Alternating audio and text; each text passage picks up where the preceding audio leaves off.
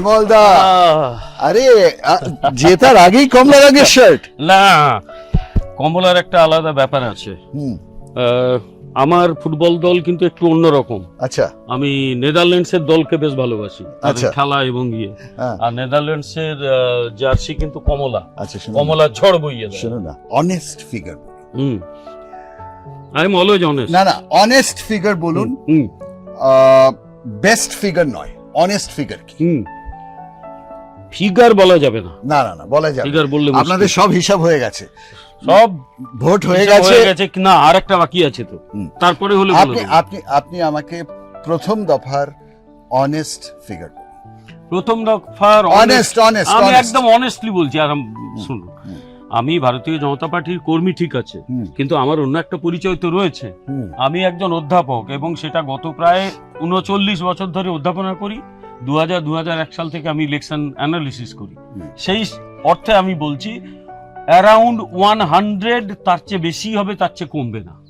একদম এটা অনেস্টলি বলছি। আর এটা যদি হয় মিরাকল হবে না, মিরাকল বলবো না, কারণ যে অঞ্চলে এই ভোটটা হয়েছে সেটা আমাদের স্ট্রং হোল্ড, ফলে সেটা মিরাকল হয়তো হবে না, কিন্তু খুব যেটা ন্যাচারালি হওয়া উচিত সেই স্বাভাবিক ঘটনাটাই ঘটবে। এটাকে আমি মিরাকল বলবো না। আর যদি বিজেপি জেতে, যদি নয় আমরা জিতবই। না, আর যদি বিজেপি জেতে, যদির ব্যাপার নেই, ও যদির কথা নদীতে, ঠিক আছে, আমরা জিতবো। আমি যদি বলবো, কৃতিত্ব কাকে দেবেন? শুভেন্দু, আরএসএস না অমিত শাহ? এভরিওয়ান। এগুলো ডিপ্লোম্যাটিক আনসার। না, দেখুন, ইলেকশন কি বলে, মোদি সরকার, রাইট? জেতা মানে মোদি জিতছে, এর কৃতিত্ব কাকে দেবে? শুভেন্দু, আরএসএস? আপনারা যারা সাংবাদিকতা করেন তারা অপরের মুখ থেকে কথা টেনে বের করার ব্যাপারে খুব দক্ষ ব্যক্তি। মনে রাখবেন, আমিও 39 বছর প্রফেসরি করেছি, সুতরাং কি করে কথা পেটে রাখতে হয় সেটা আমিও জানি। ও বলাতে পারবেন না কাকে দেবেন। আমি আবার বলছি, বিজেপির সাধারণ কর্মী সমর্থক, তার সঙ্গে শীর্ষ নেতৃত্ব, মাঝারি নেতৃত্ব, এভরিওয়ান।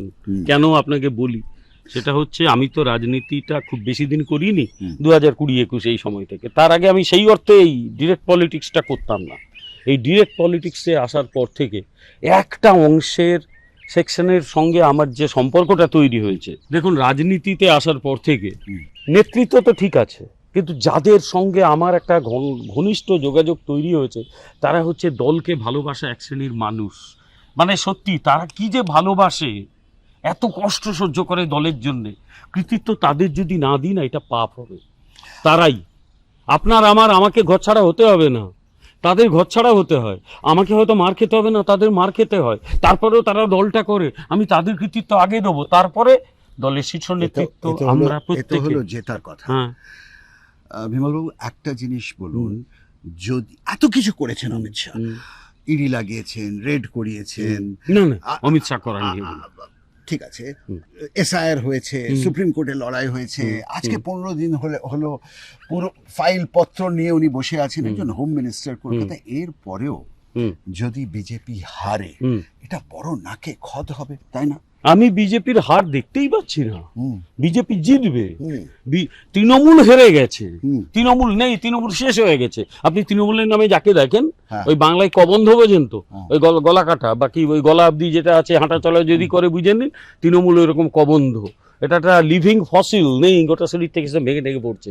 তৃণমূল হেরে গেছে, তৃণমূল হারছে, বিজেপি জিতছে, দেওয়ালে লিখন স্পষ্ট। দেখুন, যদি তো থেকেই যায়, আর যদি হারে, তাহলে সেই দায়িত্ব কি অমিত শাহর নিজের হবে? আমি আবার বলছি, পুরোটাই উনি লড়ছেন, এবার মোদি লড়ছে না। গতবারে যেরকম মোদি লড়েছে, মোদিও লড়ছেন। আচ্ছা, মোদি এতগুলো সভায় এসে করছেন, লড়ছেন না? স্টেকটা অমিত শাহ সব থেকে বেশি। স্টেক ওইরকম ভাগ করাটা মুশকিল।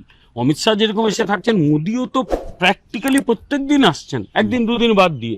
ফলে আমি মোদিকেও কৃতিত্ব দেব, অমিত শাহকেও কৃতিত্ব দেব, রাজ্য নেতা হিসেবে শুভেন্দু অধিকারীকে কৃতিত্ব দেব, সুকান্ত মজুমদারকে দেব, আমাদের প্রেসিডেন্ট শ্রমিক ভট্টাচার্যকে দেব। আপনি 2021 আর 2026 এই 2 বছরই বিজেপিকে এই নির্বাচন লড়াটাকে খুব কাছে থেকে দেখলেন। একদম, আগেরটা নিজে লড়েছিলাম, নিজে লড়েছিলাম, একদম। এই দুটো ইলেকশনের ফারাক কি? দেখুন, এই দুটো ইলেকশনে ফারাক 5 বছরের ফারাক। 5 বছরের ফারাক কেন বললাম? 2021-এ কোথাও, এটা কিন্তু একদম আপনি অনেস্টলি বললেন না, আমি অনেস্টলি উত্তরটা দিচ্ছি, এটা আমার মাথা থেকে বিজেপিকে ফেলে দিচ্ছি। 2021-এ বেশ কিছু ভুল আমরা করেছিলাম, 26-এ করি। কিরকম? 1, 2, 3 সংক্ষেপে। মমতা ব্যানার্জিকে খুব লাইটলি নেওয়া হয়েছিল, ও এমনি চলে যাবে। পার্টি বুঝতে পারেনি দুই। যে মমতা ব্যানার্জি এই জায়গায় তার সংগঠন মানে তার ইয়েটাকে তৈরি করে ফেলেছে, তার যে কি বলবো একটা কায়েমি স্বার্থ বা একে এই আর জায়গায় নামিয়ে দুই। দিয়েছে। দুই, আমাদের যে ভুলগুলো, প্রার্থী সিলেকশনে কিছু সমস্যা ছিলই, আর আমাদের কর্মীদের মধ্যে কমপ্লেসেন্সি ছিল, আমরা জিতে গেছি। আমার মানে আমি নির্বাচন লড়তাম বলতে, ও স্যার আপনি তো মন্ত্রী হয়ে গেছেন, জিতে গেছেন, ও কোনো চিন্তা নেই, বুথে বসছে বলছে ও কি হবে, ও আমরা জিতে গেছি। কমপ্লেসেন্সি ইজ এ ডেঞ্জারাস থিং। এবার আমার দলের কর্মীরা কমপ্লেসেন্ট নয়, তারা দাঁতে দাঁত চেপে শেষ দিন অবধি লড়ছে। এটা কিন্তু মানে কেন্দ্রীয় নেতৃত্ব বলেছেন, রাজ্য নেতৃত্ব এই শিক্ষাটা দিয়েছেন, এই পার্থক্যটা খুব বেশি করে। আর প্রার্থী সিলেকশন নিয়ে গতবারে বেশ কিছু প্রশ্ন ছিল, এবারে প্রশ্নটা কম, একেবারে নেই বললে ভুল বলা হবে। আমি বললাম না আমার থেকে বিজেপি সত্তাটাকে আপাতত বাদ দিচ্ছে আপনার সঙ্গে কথা বলার সময়, প্রশ্ন এবারে অনেক কম। আপনার এবার টিকিট পাওয়া নিশ্চিত ছিল, পাননি, সেটা আমি জানি না, একটু দুঃখ হয়েছে? সত্যি কথা বলুন, তো বলছি, এটা বলছি, মনে কথা মানে আমি লুকাবো কেন? আচ্ছা আমি তো একজন মানুষ না, তো একজন মানুষের দুঃখ থাকে। আপনি একদম শিওর ছিলেন আপনি পাবেন? হ্যাঁ অনেকটাই। আর আপনি শিওর ছিলেন জিতবেন? অনেকটাই। কারণ এবার হাওয়া বিজেপির দিকে। অনেক কেন দিল না? আপনি অমিত শাহর পাশে বসে থাকেন, সব শীর্ষ নেতৃত্ব আপনাকে ডেকে আনে প্রেস কনফারেন্সের সময়, আপনি প্রধান মুখপাত্র মিডিয়ার, আর আপনাকে টিকিট দিল না। একটু চেঞ্জ করে দিই, মিডিয়ার প্রধান মুখপাত্র আমি নই, দেবজিৎ সরকার, আমি অন্যতম মুখপাত্র, আমি মিডিয়ার দায়িত্বপ্রাপ্ত, মিডিয়াটা আমার উপর দেওয়া আছে, কনভেনার পজিশনটার নাম। এক, দুই হচ্ছে যে এটা আমার থাকারই কথা, আমাকে ডেকে, হ্যাঁ দূরে থাকলে ওর সঙ্গে ডেকে আনে, আপনি এক্ষুনি আসুন সাংবাদিক সম্মেলন হবে, এগুলো আমার দায়িত্বের মধ্যে পড়ে। আপনি যে অরিজিনাল প্রশ্নটা করছিলেন তার উত্তরটা দিই। আপনি বললেন দুঃখ হয়েছিল কিনা, আচ্ছা আমিও তো মানুষ, মানুষের দুঃখ রাগ শোক থাকে না, আমি তো আর রোবট নই, তাই যখন টিকিট পেলাম দুঃখ হয়েছিল। কিন্তু একজন কি বলবো পরিণত মানুষ হিসেবে সে দুঃখটাকে সরিয়ে কাজ করার এটা আমার মধ্যে রয়েছে, এটাই শুরু করেছি। এটা ঠিকই, আমি কিন্তু এবারে দাঁড়ালে আমি শিওর ছিলাম জিতবো।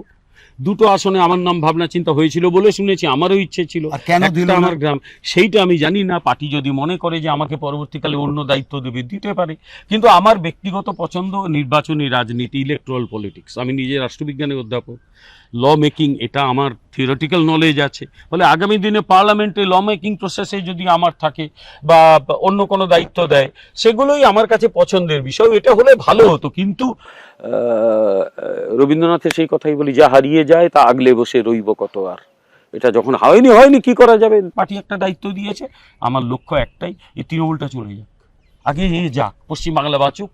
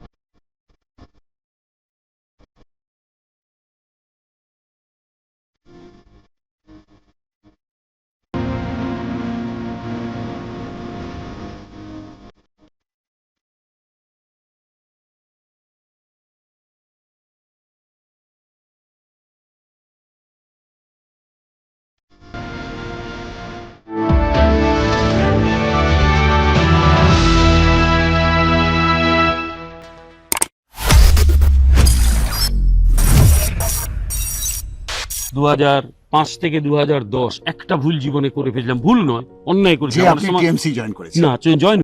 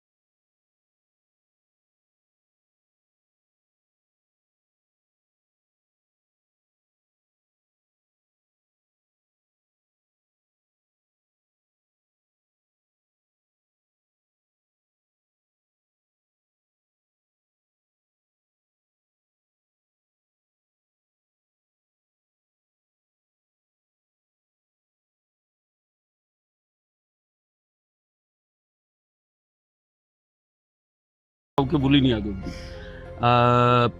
তার ঠিক কিছুদিন আগে একটি টেলিভিশন চ্যানেলে, আপনি জানেন টেলিভিশন চ্যানেলে যাওয়ার একটা অভ্যেস আমার রয়েছে, লোকে সন্ধ্যাবেলা কেউ ক্লাবে যায়, আমাকে মাঝে মাঝে টেলিভিশন চ্যানেলে যেতে হয়, ওটাই ক্লাবের মতো। এখন কমেছে অনেক, নতুনদের পাঠানো হয়।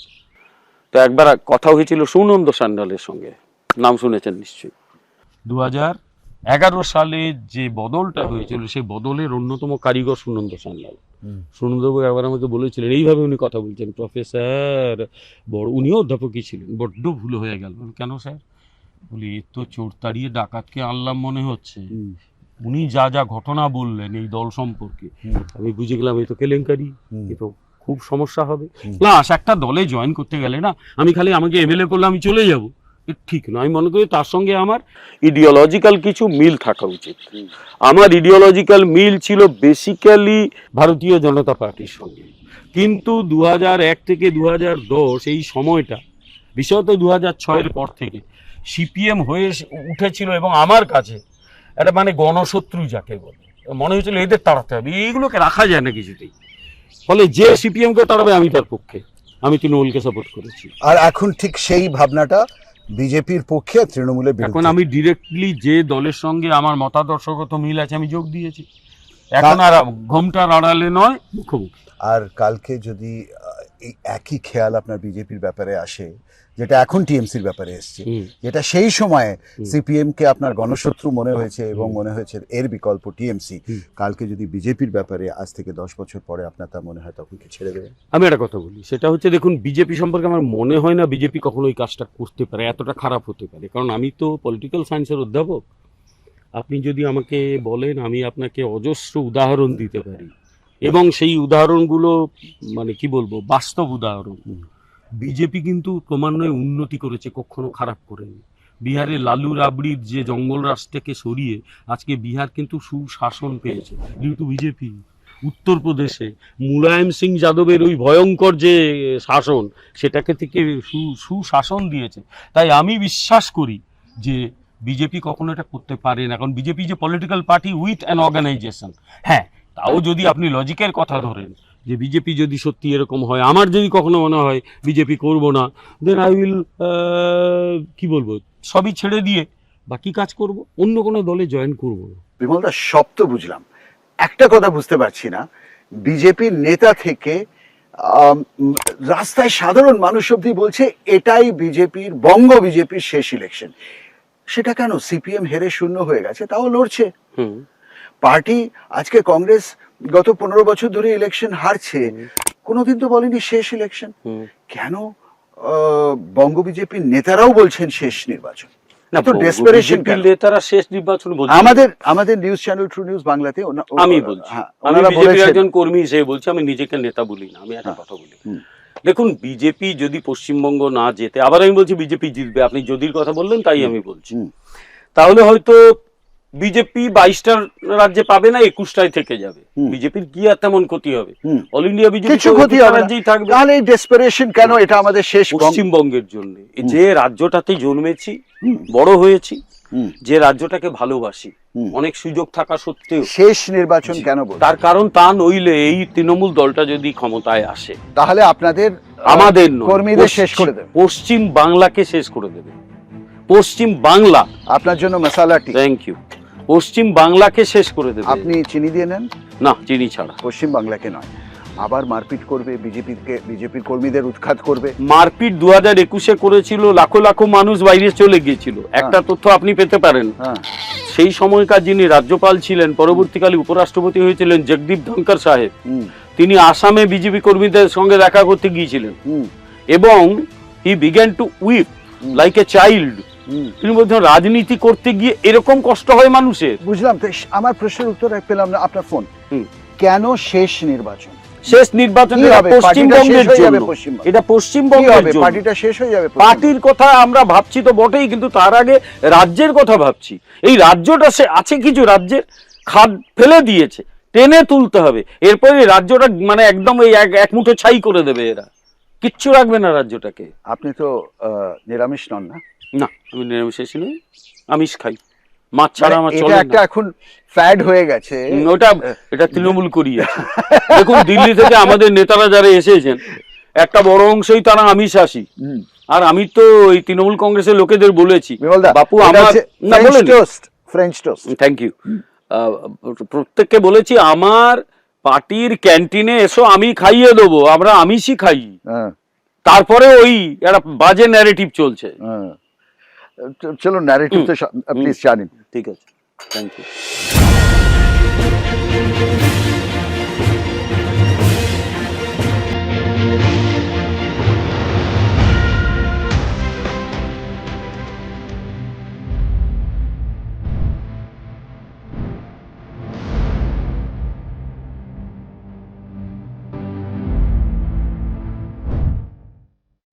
দেব বা দেবীর উপাসক, তার চিহ্ন তাকে ধারণ করতে হয় শরীরে।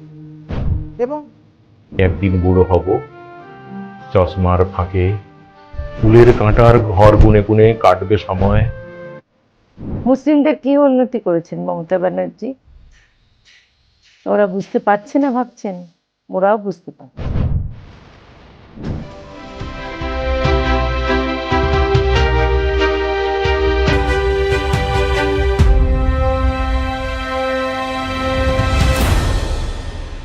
আজকে আমি কলকাতার কাছে একটি অভূতপূর্ব সুন্দর রিসর্টে আছি, হাইডওয়ে রিসর্ট। আর আমার সাথে আছেন বিজেপির প্রবীণ নেতা বিমল শঙ্কর নন্দ। উনি কলকাতার একটি প্রতিষ্ঠিত কলেজের প্রফেসর তো বটেই, কিন্তু বিজেপির শীর্ষ নেতৃত্বের খুব প্রিয় কাছের লোক। বিমলদা, মুখটা তো গম্ভীর করে আছেন কেন? আপনি জিতছেন, আপনারা জিতছেন। না, এটা ব্যাপার আছে। 2021-এ যখন নির্বাচনে লড়েছি, কর্মী সমর্থকদের একটাই অভিযোগ ছিল, স্যার একটু হাসুন। না পারলে কি করব, বহু কষ্টে হাসির ছবি দিতে হতো। তো লোকে বলে আমি নাকি কোটা হাসি না, একদমই নয়। সে যাই হোক, তো এই তো হাসছি। তো চলুন, আপনি টিএমসির নেতা ছিলেন না, কর্মী ছিলেন না, কিন্তু আপনি গলা ফাটাতেন স্টুডিওতে গিয়ে প্রত্যেক দিন সন্ধ্যেবেলায়। সে দৃশ্য আমার মনে আছে 2021-এর আগে মমতার হয়ে। 2021-এর আগে না, একটু চেঞ্জ করে দিচ্ছি। ওটা 2005-06 সাল থেকে 2010-11 সাল পর্যন্ত ওই সময়টা আমি করেছি। অবশ্যই আমি তৃণমূলকে সাপোর্ট করেছি, মিথ্যে কথা বলে। আর আপনি শুভেন্দুর সাথে অলমোস্ট সমসাময়িক একই সময়ে বিজেপিতে জয়েন করেন, প্রায় কাছাকাছি, তবে একই জায়গায় নয়। উনি মেদিনীপুরে অমিত ঠিক স্যার আছে, একটা কিন্তু প্রোগ্রামে করেছিলেন, আমি দমদমেই করেছি। দুটো দলকে আপনি এবং শুভেন্দু খুব কাছ থেকে দেখেছে, শুভেন্দু আরো কাছ থেকে দেখেছে। আমাকে একটা জিনিস, একটা ধাঁধা ক্লিয়ার করুন, যে বিজেপি 2011 থেকে একের পর এক রাজ্যে অপোজিশনকে পরাস্ত করতে পেরেছে, যারা কূটনীতিক রাজনীতি এত ভালো বোঝে, তারা মমতাকে 15 বছর কেন বুঝতে পারলো না? না, একটা কথা বলি, যে সময় মোদী পাওয়ারে এসছেন ঠিক সেই সময় মমতাও এসছেন, আগে পিছে, কিন্তু মমতাকে 15 বছর হারাতে পারলো না। না, ভারতীয় জনতা পার্টি মমতাকে হারাবে বলে কোনো তো মানে সিঙ্গেল এজেন্ডা নিয়ে মাঠে নামেনি। অবশ্যই সিঙ্গেল এজেন্ডা। বাংলায় যাও এখন 2021-এ, এখন 2021 থেকে এখন, কিন্তু 2016 সালে গোটা ভারতবর্ষে আমাদের যা শক্তি, পশ্চিমবঙ্গে সেই শক্তি কি ছিল? ছিল না। 2016 সালে নির্বাচনে আমরা অল্প কয়েকটা আসন পশ্চিমবাংলায় পেয়েছিলাম। 2019-এ লোকসভা নির্বাচনের পরেই পশ্চিমবঙ্গের রাজনীতিতে বিজেপির উত্থান শুরু হয়। তখন আমরা বুঝতে পারি যে পশ্চিমবাংলায় আমরা এবারে একটা শক্তি অর্জন করেছি। তার সঙ্গে যেটা যাচ্ছিল, যত দিন যাচ্ছিল, একটা বিষয় প্রমাণ হয়ে যাচ্ছিল যে মমতা ব্যানার্জির নেতৃত্বে তৃণমূল কংগ্রেস পশ্চিম বাংলাকে ধ্বংস করে ফেলছে। 2011 সালে আমাদের যে একটা আশা ছিল। বিমলদা, আমার প্রশ্ন খুব সহজ। উত্তরপ্রদেশে আপনাদের যেরকম বাংলার মতো জায়গা, সেরকম উত্তরপ্রদেশে আপনারা বিধ্বস্ত ছিলেন। আসার আগে, জেতার আগে উত্তরপ্রদেশে আপনাদের আসন ছিল না, নেতা ছিল না, মায়াবতী আর অখিলেশের রাজ ছিল। মহারাষ্ট্রতে আপনারা শিবসেনার জুনিয়র পার্টনার ছিলেন। এরকম বহু রাজ্যে আপনাদের, উড়িষ্যাতে আপনাদের অস্তিত্ব ছিল না। কিন্তু বাংলাতে আপনারা কিছু করতে পারেননি, কারণ বাংলাতে একটা বড় ফ্যাক্টর ছিল মমতার মতো এত উচ্চ কাঁধের নেতা। তো মমতাকে বুঝতে, ওনার পলিটিক্সকে বুঝতে এত দেরি হলো? না না, আমি একমত নই, অনেকগুলো কারণে একমত। একটু সময় লাগবে, একটু হয়তো সময় লাগতে পারে। মনে রাখবেন, উত্তরপ্রদেশে আমরা আগে ক্ষমতায় এসেছিলাম এককভাবে, এবং আমাদের মুখ্যমন্ত্রী কে হয়েছিলেন? কল্যাণ সিং। উত্তরপ্রদেশে আমরা আসিনি তা তো নয়। সুতরাং তার আগে মুখ্যমন্ত্রী হয়েছিলেন রাজনাথ সিং, তারপরে। সুতরাং আমাদের তো উত্তরপ্রদেশে সরকার হয়েছিল। উড়িষ্যাতে আমরা অসম্ভব পাওয়ারফুল শক্তি অনেক দিন ধরে।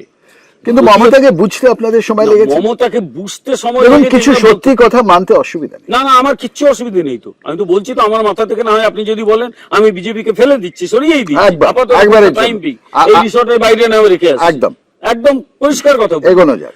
রাজনীতি, আমি নিজে রাষ্ট্রবিজ্ঞানের অধ্যাপক হুম। এবং ধরুন 2001-2 সাল থেকে আমি অ্যানালিসিস করি, হ্যাঁ। সেই সেন্সে কথাটা বলি।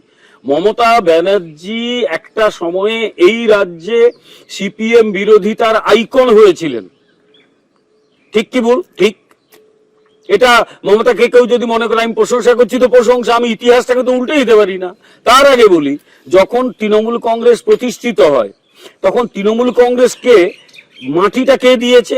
দলটার নাম ভারতীয় জনতা পার্টি, কারণ তখন দিল্লিতে ভারতীয় জনতা পার্টি একটা পাওয়ারফুল শক্তি।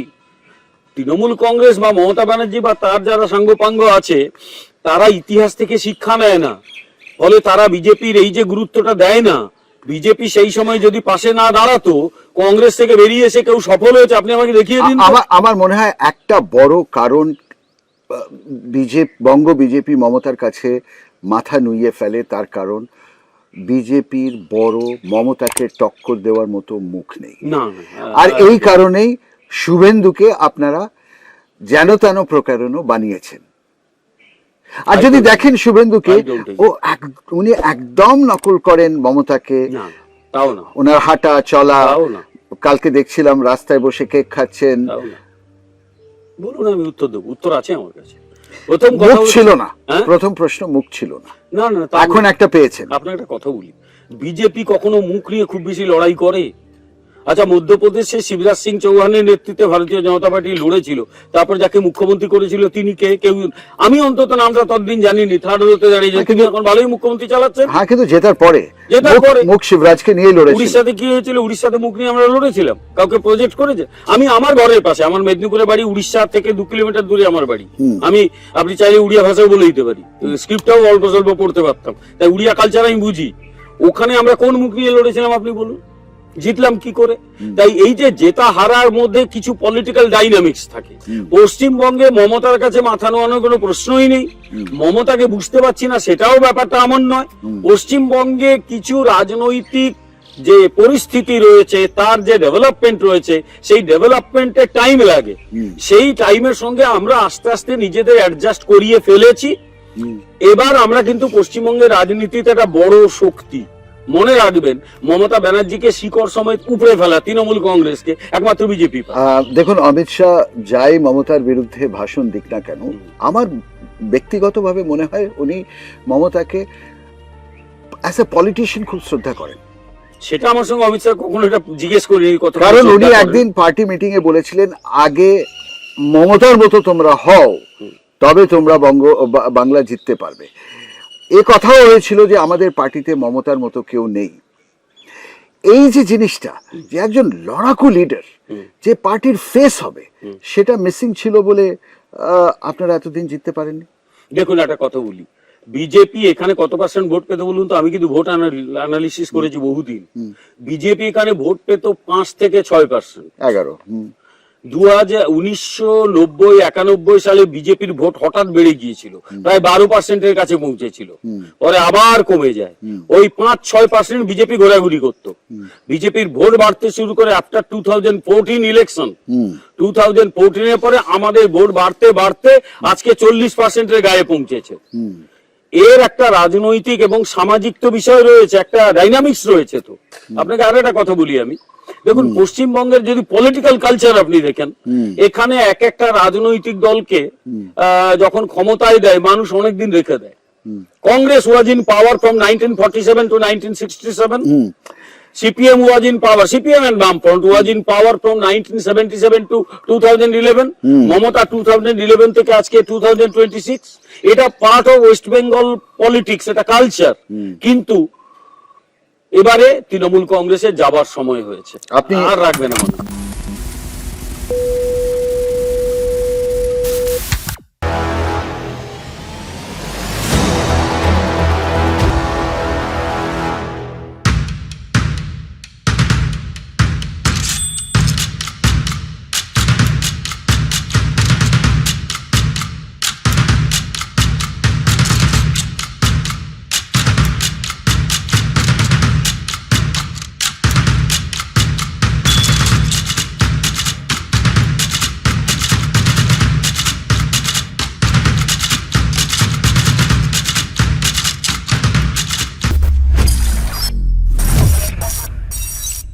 আপনি শুভেন্দুকে খুব ভালো করে চেনেন? ভালোই ছিল, খুব ভালো ছিল। খুব ভালো করে। এবং কেমন মানুষ? আমি ভীষণ শ্রদ্ধা করি, কেমন মানুষ?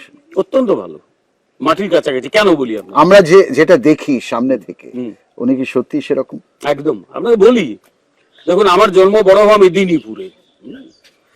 আমি 1977 দেখেছি, তখন স্কুল ছাত্র, কিন্তু জনতা পার্টির আশা ইন্দিরা গান্ধী। আপনার ফেভারিট ব্রেড টোস্ট এসে গেছে। আচ্ছা, 1977 আমি দেখেছি, আমি যখন স্কুল ছাত্র।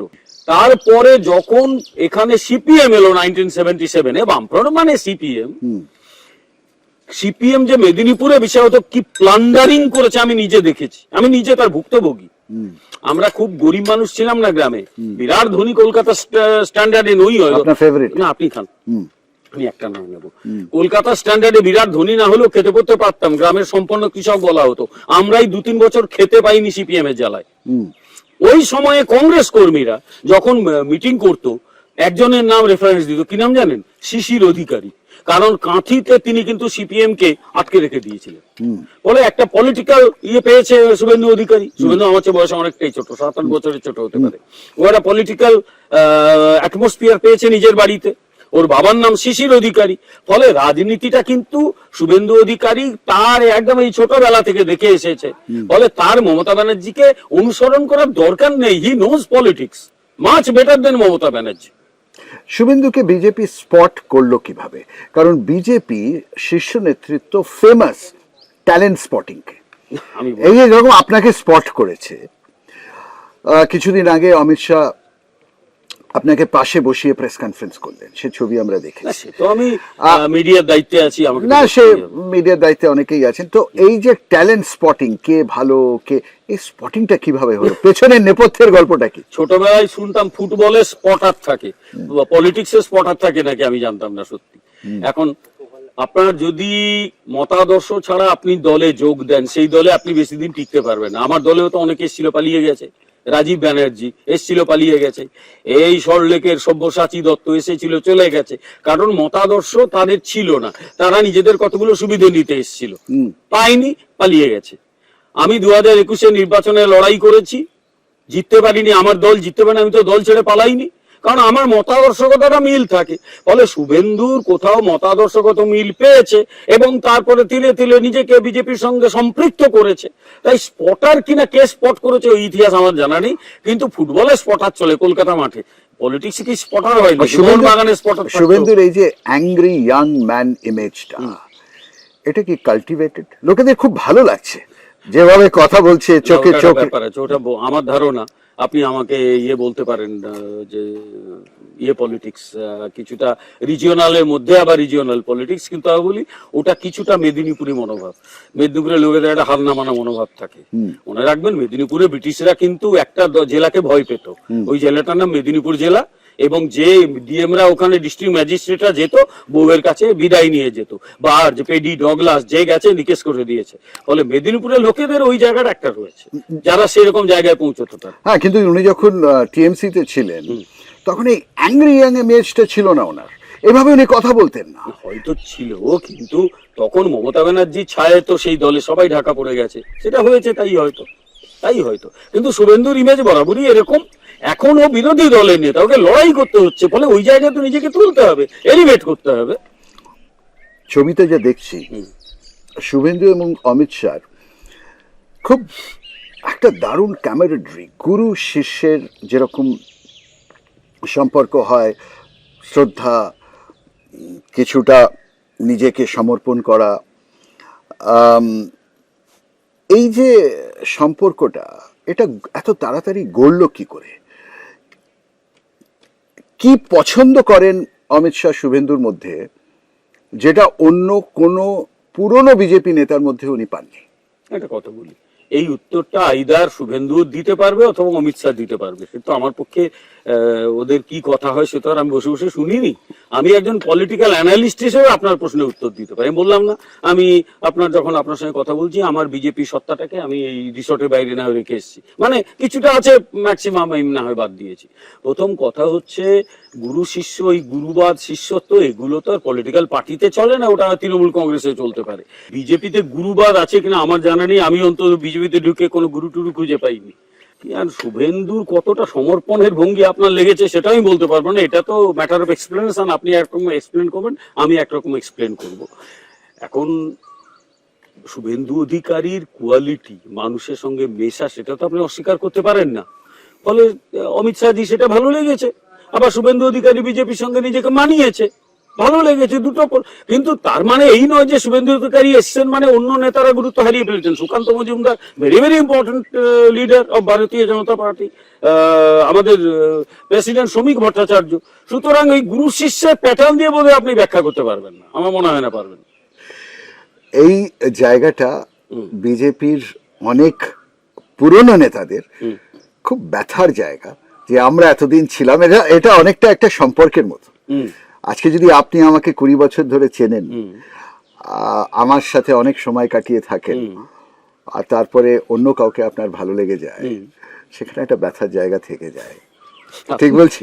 আপনি জেনারেল হিউম্যান রিলেশন কে এর মধ্যে আনলেন। অ্যাবসলিউটলি। কারণ এটা আপনি না মানলেও এটা বিজেপির সব থেকে ব্যথার জায়গা।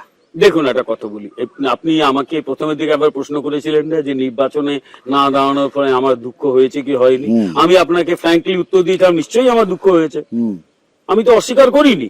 ঠিক সেই রকম শুভেন্দু অধিকারী যতটা উপরে উঠে গুরুত্ব পেয়েছেন, তাতে কারোর মনে যে দুঃখ হয়নি কিনা সে তো আমি জনে জনে জিজ্ঞেস করিনি। কিন্তু আমি তো সম্ভাবনা উড়িয়ে দিচ্ছি না, কারোর মনে দুঃখ থাকতেই পারে, সেটা তো কিছু করার নেই, হিউম্যান বিইং তো আমরা সবাই।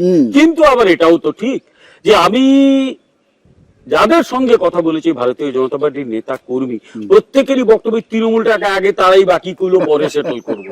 সুতরাং যদি কোনো ব্যথা থাকেও সেই ব্যথাগুলোকে ভুলে গিয়ে সবাই কিন্তু ঝাঁপিয়ে পড়েছে এই তৃণমূল দলটাকে তাড়াতে।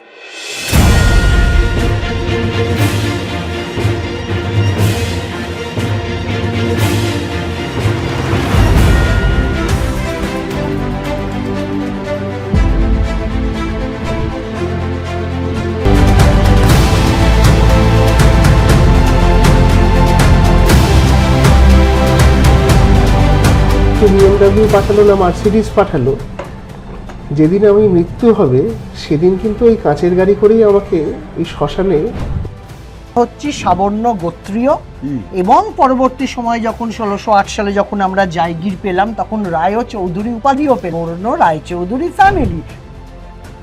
আমি এর আগেও মানে রাজনীতিতে রাজন্যা হওয়ার আগে অভিনয় করেছি, তার সমান্তরাল রাজনীতি।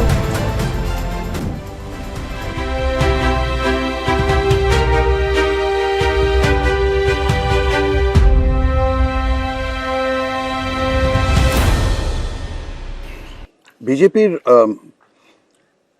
অভ্যন্তরীণ পলিসি অন্য দলের থেকে খুব আলাদা। যে মুখ নিয়ে লড়ে সে অনেক সময় মুখ্যমন্ত্রী হয় না। আপনি নিজেই বললেন, শিবরাজ সিং চৌহানের কথা বললেন মধ্যপ্রদেশে। আমাদের যত পোল আমাদের নিউজ চ্যানেলে আমরা করেছি, সব জায়গায় 80% লোক শুভেন্দুকে মুখ্যমন্ত্রী হিসেবে দেখতে চায়। অমিত শাহ তাকে নিয়ে তার মনোনয়নপত্র জমা দিতে গেছেন বিশাল র্যালি করে, অন্য কারোর সাথে যাননি। এত কিছু করেও যদি শুভেন্দু 2টো সিট পানও আর মুখ্যমন্ত্রী না হন, এটা তো অনেক যদির প্রশ্ন। তাহলে আপনাকে বলবো যদির কথা নদীতে থাকা উচিত। এটা কি সম্ভব? বলতে পারবো না, সেটা তো সময় বলবে। আমি আবার বলছি, ভারতীয় জনতা পার্টি একটি সাংগঠনিক দল। ভারতীয় জনতা পার্টি কাকে মুখ্যমন্ত্রী করবে না করবে সেটা বিজেপি ঠিক করে। এবং আমি বিভিন্ন জায়গায়, আমি তো আপনাকে উড়িষ্যার কথা বললাম, আমি মধ্যপ্রদেশে মুখ্যমন্ত্রী ছিলেন, তাকে কেন্দ্রে নিয়ে গিয়ে মুখ্যমন্ত্রী করা হলো। হরিয়ানাতে একই খট্টারকে নিয়ে গিয়ে অন্যজনকে করা হয়েছে। লজিক কি? শুভেন্দুর সাথে মনোনয়নপত্র জমা করলেন, ফেস অফ দ্য পার্টি আজকে। কিন্তু যদি আমি শুভেন্দু অধিকারী হবেন না আমি কিন্তু বলিনি কোথাও। যদি না হন, তাহলে যদি না হন তখন সে উত্তরটা তো দিতে পারবো। আমরা ধরে নিই তাহলে হবেন, সেটাও আমি বলতে পারবো না। আপনি আমার মুখে বলিয়ে নিচ্ছেন, সেটা আমি বলতে পারবো না। কিন্তু আবার আমি বলছি, বিজেপি একজন যোগ্য ব্যক্তিকে গতকাল আমার পাশে বসে বলেছেন মাননীয় অমিত শাহজি, বাংলা মিডিয়ামে পড়া, বাংলা ভাষায় কথা বলা, বাংলা জানা একজন ব্যক্তি সে পশ্চিমবঙ্গের মুখ্যমন্ত্রী হবে, এটা তো উনি ক্যাটেগরিক্যালি বলে কিন্তু দিয়েছেন। দিলীপ বাবুও বাংলা মিডিয়ামে পড়েছেন, বাংলা ভাষায় কথা বলেন, ধরে নিন। দিলীপ ঘোষও। এক অজস্র, আমিও বাংলা মিডিয়ামে পড়েছি, বাংলা ভাষায় সুতরাং কথা দিলীপ ঘোষ তো হবেন না। সেটা কি করে বলবো আমি? সুতরাং কে হবেন না হবেন ব্যক্তি বিজেপির কাছে গুরুত্বপূর্ণ নয় তো। বিজেপি সাধারণ মানুষ অমিত শাহকে, নরেন্দ্র মোদীকে দেখে ভোট দিচ্ছে না, তারা ভোট দিচ্ছে বাংলার মুখকে দেখে, যেটা ওনারা বানিয়েছেন। এইটা একটা ভুল ধারণা। মানুষ বিজেপি কে দেখে ভোট দিচ্ছে, ব্যক্তি তো মানে একটা অবশ্যই অ্যাবস্ট্রাক্ট পার্টিকে দেখে মানুষ ভোট। না। অ্যাবস্ট্রাক্ট পার্টি অ্যাবস্ট্রাক্ট কোথায় হয়? এত বড় একটা সংগঠন, হায়ারার্কিক্যাল স্ট্রাকচার, অ্যাবস্ট্রাক্ট ফেস তো চাই। না না, এই একটা অদ্ভুত ন্যারেটিভ তৈরি হয় যে পার্টি ফেস ছাড়া লড়তে পারে না, অর্গানাইজেশন হিসেবেও পার্টি লড়তে পারে। ফেস, শুভেন্দু ডেফিনেটলি গুরুত্বপূর্ণ ফেস, সুকান্ত মজুমদার গুরুত্বপূর্ণ ফেস, এরা তো ফেস। আপনি যদি শুভেন্দুর জায়গায় হতেন, আপনি মেনে নিতে পারতেন দুটো সিট জেতার পরে যদি মুখ্যমন্ত্রী না হন? অনেস্টলি বলুন, একদম বুকে হাত রেখে। আচ্ছা, এখনো তো রাম জন্মাননি, তা রামায়ণ লিখে কি হবে? আপনি বলবেন না। রাম জন্মা, আপনি কিছুতেই বলবেন না। আমি বললাম না, আপনি খুব গুরুত্বপূর্ণ সিনিয়র সাংবাদিক হতে পারেন, আমিও তো 38 বছর অধ্যাপনা করার লোক, সুতরাং আমার মুখ দিয়ে কথা বলাটা কিন্তু একটু কঠিন। বিমল দা, আরেকটা খান প্লিজ। ঠিক আছে, থ্যাংক ইউ। বিমল দা, 2021-এ মনে হচ্ছিল এই জিতবে, এই জিতবে। হারার পরে বোঝা গেল কত বড় গ্যাপ ছিল। কিন্তু বিজেপির স্টাইল অফ অপারেশন হচ্ছে খুব একটা বড় আকারের অপটিক্স ক্রিয়েট করে, মানে লোকে বিশ্বাস করতে শুরু করে যে হাওয়া বদলে গেছে। ভেতরটা হয়তো ততটা নয়, ফাঁকা। 26-এও কি তাই হচ্ছে? 2021 সালে পরিবর্তনের সম্ভাবনা ছিল, আমাদের কোথাও ত্রুটি ছিল, নইলে হারলাম কেন? সবচেয়ে বড় ত্রুটি যেটা, বা এটা আমরাও হয়তো পরে বুঝেছি, ভোটার লিস্টে যে এত জল ছিল সেটা তো পরে এখন প্রমাণিত হয়েছে। সাংঘাতিক জল ছিল ভোটার লিস্টে, এত নাম বাদ গেছে 1 কোটির কাছাকাছি। সেই নামগুলো ধরে ধরে ভোট দেওয়া করিয়েছে সিপিএম স্টাইলে তৃণমূল। নইলে ধরুন আমি বলি, আমি দমদমে হেরেছি 26,500 ভোটে, দমদমেই বাদ গেছে 40 থেকে 41,000 নাম, তার 80% নামগুলো কিন্তু তৃণমূল কংগ্রেস সব ভোট দেওয়া তো। ফলে তখন কিন্তু এসআইআর হয়নি, এবার এসআইআর হয়েছে। প্রথম পার্থক্য। দ্বিতীয় পার্থক্য হচ্ছে আমাদের সংগঠন অনেক বেশি দানা বেঁধেছে। তখন 2019-এ জেতার পরে পিল করে লোক আমাদের সংগঠনে এসেছে, আমরা সংগঠন তৈরি করেছি, কিন্তু কোথাও একটা এই যারা উৎসাহ সবকিছু তৈরি হয়েছে, কিন্তু organisation is a serious matter. একটা ভালো অফিসও ছিল না, অফিস ছিল অনেক জায়গায়, কিন্তু অর্গানাইজেশন হচ্ছে একটা সিরিয়াস ম্যাটার। সেই সিরিয়াস ব্যাপারটা 2021 সালে এরকম ছিল না। থার্ড, মমতা ব্যানার্জি বা তার তৃণমূল কংগ্রেস সরকার এই যে কি বলবো ব্যুরোক্রেসি বা অফিসিয়ালডম, তাকে এভাবে ব্যবহার করতে পারে, ইনক্লুডিং পুলিশ অ্যাডমিনিস্ট্রেশন, আমাদের সেটা ধারণার বাইরে ছিল। এটা আমি আমার নিজের কথা বললাম, সেটা বিজেপির ধারণার বাইরে ছিল। গত 5 বছরে তিলে তিলে সেটা আমরা বুঝতে পেরেছি, তিলে তিলে। আর যদি আমি বলি যে কয়েকটা সিমিলারিটি যেটা এখনো রয়ে গেছে 2021 আর 2026-এর মধ্যে, যার জন্য আপনারা হয়তো 26-এও সাফার করবেন, তার প্রধান কারণ বিজেপিকে অবাঙালিদের পার্টি এখনো বাঙালিরা মনে করে, পার্টিকুলারলি শহুরে বাঙালিরা। ওটা ওই তৃণমূলের তৈরি করা একটা ন্যারেটিভ। প্রবাবলি আপনি হয়তো সেই ন্যারেটিভের দ্বারা কিছুটা হলে ইনফ্লুয়েন্সড হয়েছেন। আমি বলি আপনাকে, যে তৃণমূল কংগ্রেস রাজ্যসভায় 4টে লোক পাঠায়, তাদের মধ্যে 2জন বাংলাতে কথা বলতে পারে না, সে আবার আমাদের অবাঙালি পার্টি বলে। এবারে তৃণমূল রাজ্যসভায় যে 4জন পাঠিয়েছে, তার মধ্যে 2জন তারা বাংলায় কথা বলতে পারে। গুরুস্বামী বাংলা জানে, একটা লাইন বলতে পারবে না। তারা লোকসভায় যাদের দাঁড় করিয়েছিল, বহরমপুরের যে এমপি, সে বাংলা কথা বলতে পারে। সুতরাং এগুলো বলে লাভ নেই, বাঙালি অবাঙালিদের কোনো ব্যাপার নেই এখানে। আমরা মনে করি যে এখানে বাঙালি অবাঙালি সবাই থাকবে, সবাই চলবে, সবার একসঙ্গে থাকার কথা। আর বাঙালি অবাঙালি মমতা ব্যানার্জি বলছেন বা তৃণমূল কংগ্রেস আজকে যদি বলে না দেশটাকে গুজরাট হতে দেবো না বাংলাকে, তাহলে যদি না হয় 20 লক্ষ বাঙালি গুজরাটে কাজ করে না। তৃণমূল কংগ্রেস না বোঝে ইতিহাস, না বোঝে অর্থনীতি, না বোঝে সমাজ, এই ধরনের কথা বলে। এটা মানুষ নেবে না, আপনি নিশ্চিন্ত থাকুন। দেখুন, সবকিছুই আজকে কেউ কারোর উপরে অ্যাকিউজেশন লাগালেই সেই অ্যাকিউজেশনটা সত্যি হয় না যতক্ষণ না মানুষ এটা বিশ্বাস করতে শুরু করে। বিজেপি অবাঙালিদের পার্টি এই গুজরাটিদের পার্টি, এটা মানুষ কোথাও না কোথাও ভুল হলেও বিশ্বাস করে নিয়েছে। এটা কিভাবে ভাঙাচ্ছেন? আমার কথাটা এটা বিশ্বাস করে নেয়নি। বিজেপি সবচেয়ে বেশি শক্তিশালী গ্রামের দিকে, গ্রামাঞ্চলে, সেখানে বাঙালি অবাঙালি গুজরাটি এই ব্যাপারগুলো বোঝে। আপনি চলে যান মেদিনীপুরে, আমার বাড়ি যেখানে দাঁতনের একটা গ্রামে, ওখানে বিজেপির ওপর গুজরাটিদের কি প্রভাব, তারা কি বলবে আপনাকে? তাদের কথা হচ্ছে এই তৃণমূল কংগ্রেসটাই চুরি করে বাড়ি বানাতে গিয়েও টাকা তুলেছে, দেবো না একে ভোট, বিজেপিকে দেবো। এটাই তো, এগুলো আমরা ভাবি, আমরা মধ্যবিত্ত বাঙালি, এইসব নিয়ে কাজকর্ম কম, এসব নিয়ে বেশি করে ভাবি। মানুষ খেটে খায়, ওসব ভাবেই না। তার হচ্ছে এই পেটটা চলবে কি করে, এই পেটে লাথি মেরেছে তৃণমূল কংগ্রেস, তাহলে বিজেপিকে চাইছে। আর একটা ব্যাপার, শহুরে বাঙালিরা এটা ভাবছে যে বিজেপি যেন তেন প্রকারেরও এই ভোট জিততে চাইছে, ইডি সিবিআই কে দিয়ে ফলস কেস করিয়ে। এই সমস্ত কেস আগেও কেউ ধরা পড়েনি, কেউ কারোর সাজা হয়নি। মদন মিত্র কয়েক মাস জেলে কাটিয়ে তাকে ছেড়ে দেওয়া হয়েছে। ইডি সিবিআই কোনো টিএমসি লিডারকে কনভিক্ট করতে পারেনি। আচ্ছা, একটা কথা বলি। প্রথম কথা, কনভিকশন দেওয়াটা বিজেপির কাজ না, ওটা ইডি সিবিআই এর কাজ। ইডি সিবিআই, আর এখানেই প্রবলেম যে সাধারণ শিক্ষিত ভোটাররা মনে করে ইডি সিবিআই মানেই বিজেপি।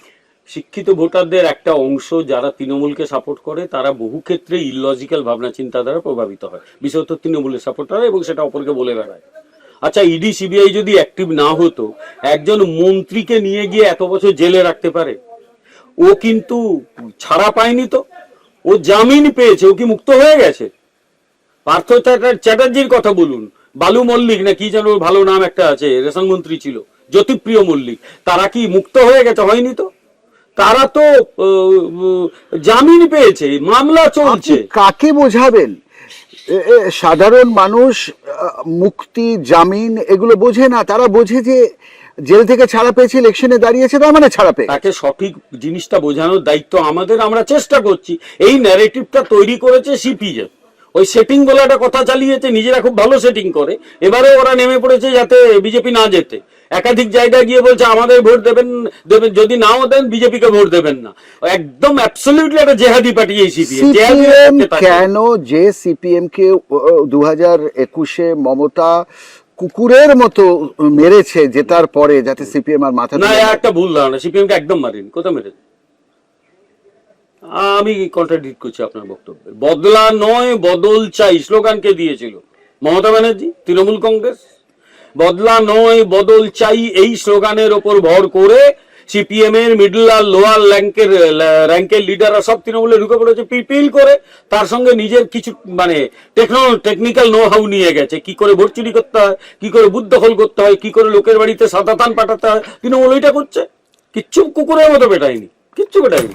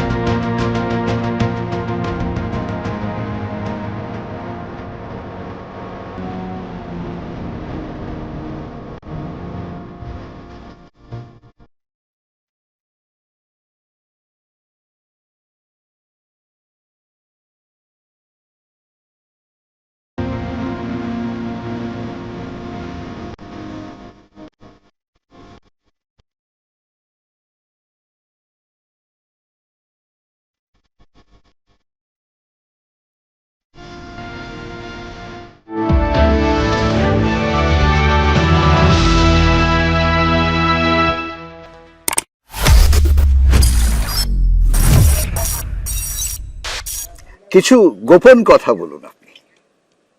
অমিত শাহ 15 দিন ধরে বাংলায় কি করছেন সবাই জানতে চাইছে।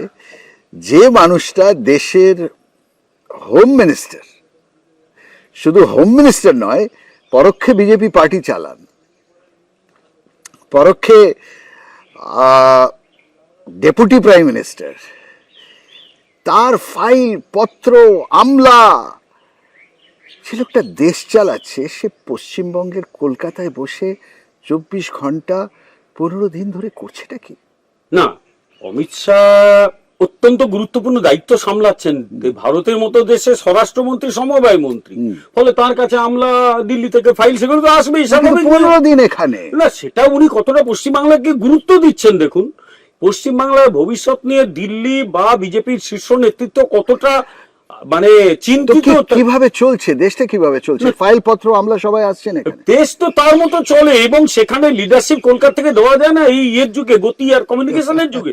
কে বললো দেওয়া যাবে না? নিশ্চয়ই দেওয়া যায়। কমিউনিকেশন চলে, মোবাইলে কাজ হয়, ইন্টারনেটে কাজ হয়, আর দিল্লি থেকে ফাইল আসতেই পারে না, আসার কি আছে? চালাচ্ছেন, তো ভালোই চলছে। সারাদিন কি করছেন? আমি সারাদিন ওনার সঙ্গে থাকিনি বলতে পারবো না, তার নিজস্ব পলিটিক্যাল প্রোগ্রাম আছে, যেগুলো আপনাকে বলে দিই কি কি করছেন উনি।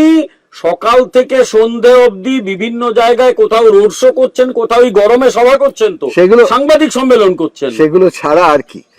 সেইগুলো ছাড়া আর কি বলতে পারবো না, আমি তো ওনার দলের একজন কর্মী মাত্র, তার অ্যাসিস্ট্যান্ট হয়ে আমি জানি না। উনি কি কলকাতা কেমন, বাংলা কেমন, সাধারণ মানুষ কেমন, এর জন্য সাধারণ মানুষের সাথে অফ দ্য ক্যামেরা দেখা করছেন? হ্যাঁ, গতকালই একটা কথা শুনুন, উনি তার আগের দিন মধ্যমগ্রামে একটা র্যালি করছিলেন, এক বয়স্ক মহিলা সে সাইডে বসেছিল, অমিত শাহ তার কাছে গেছেন নিজে, সে মাথায় হাত রেখেছে। অমিত শাহ গতকালই বললেন যে আমার জীবনে একটা বড় পাওনা আমার রাজনীতিতে, একজন বয়স্ক মহিলা সে বসে আছে রাস্তার ধারে আমাদের র্যালি দেখবে বলে, সে মাথায় হাত রাখলো। একজন রাজনীতিবিদের আর কি পাওনা থাকতে পারে? ফলে অমিত শাহজি এখন মানে পশ্চিমবাংলা, বাঙালি সেগুলোকে অনেকটাই আত্মস্থ করেছেন। প্লাস আর একটা কথা বলি, গতকাল সাংবাদিক সম্মেলনের পরে অনেক সাংবাদিকের সঙ্গে ঘরোয়া আলোচনা করেছেন উনি, বেশ জোভিয়াল মুডে কথা বলেছেন। অমিত শাহকে আপনি বলেছেন বাংলা না শিখলে বাংলা জয় করা যাবে না। একটা কথা বলছি, বাংলা আরো অনেকে বলেছে, আমার ধারণা উনি কিছু বাংলা ভাষা শিখেও গেছেন। আপনার সাথে বাংলায় কথা হয়েছে? দেখা হলে নমস্কার, কেমন আছেন, নমস্কার তো হিন্দিতে হয়। নমস্কার ইত্যাদি, যাবার সময় যখন উঠে যান ভালো থাকুন, ভালো বলেছেন। হ্যাঁ, মানে সেটা হিন্দি। দিল্লি থেকে যারা এসছে অনেকেই বাংলা শিখে গেছে, আর আমি না একদম হিন্দি বলতে পারতাম না। এখন দিল্লির লিডারদের পাল্লায় পড়ে আমি, আপনি বলুন, আমি হিন্দিতে কথা চালিয়ে। কেমন মানুষ অমিত শাহ? সবাই খুব এত মিথ ওনার ব্যাপারে, সবাই খুব ওনাকে ভয় পায়, গম্ভীর। আমি একেও জিজ্ঞেস করেছিলাম স্বপন বাবুকে এই শোতেই, তো উনি খুব মজার ঘটনা ওনার ব্যাপারে বলেছেন। আমি জানতে চাই আপনি কি চোখে অমিত শাহকে দেখেন? এমনিতে খুব গম্ভীর। এই যে স্ট্যাম্পটা পড়ে গেছে, মমতা বলেছিলেন চোখের ভাষাটা দেখেছো স্টেজে, ঘুঘুর মতো। এই যে স্ট্যাম্পটা পড়ে গেছে, চাণক্য, এই যে স্ট্যাম্পটা পড়ে গেছে যে খুব খুব ইন্টেলিজেন্ট, সবসময় মুখে কথা নেই, চোখে ভাষা। কেমন এই মানুষটা? না, ঘুঘুর চোখ কি খুব খারাপ? আমি তো বুঝে উঠতে পারছি না। আমি গ্রামের, আমার কথা নয়, আমি তাই জিজ্ঞেস করছি আপনাকে, ঘুঘুর চোখ কোথায় খারাপ? ঘুঘু পাখি খুব সুন্দর পাখি, ওই বলে না ভিটেই ঘুঘু চড়া, তার মানে ভিটেই কেউ থাকে না, ঘুঘু ঘুরে বেড়াচ্ছে, এইটাই বলে ভিটে ঘুঘু চড়া। ঘুঘু মোটেই খারাপ পাখি নয়, চোখগুলো বেশ সুন্দর, প্রাণ তো পৃথিবীর। আমি একটা কথা বলি, সেটা হচ্ছে অমিত শাহজিকে সবাই মনে করে যে অমিত শাহজি বেশ গম্ভীর মানুষ, কাজ পাগল মানুষ, খুব স্বাভাবিক উনি গম্ভীর কাজ পাগল। হ্যাঁ, গতকাল সাংবাদিক সম্মেলনে যেভাবে জোভিয়াল মুডে দেখলাম, সাংবাদিক সম্মেলনের পরে সাংবাদিকদের সঙ্গে যেরকম বেশ হাসতে হাসতে কথা বললেন, আমি তো সত্যি এতটা হাসতে অমিত শাহজিকে কখনো দেখিনি। বেশ জোভিয়াল মুডে কথা বললেন, ফলে অমিত শাহজি চমৎকার মানুষ। ওই রকম হয়তো ঘনিষ্ঠতা আমার সঙ্গে তৈরি হলো কোথায়, কিন্তু যতটা আমি দেখেছি একজন বেশ জোভিয়াল মুডের মানুষ। কিন্তু কালকে তো তার প্রমাণ পেলাম, বাংলার অনেক চ্যানেলের সাংবাদিকরাও বুঝতে পেরেছে, তারাও অবাক হয়ে গেছে।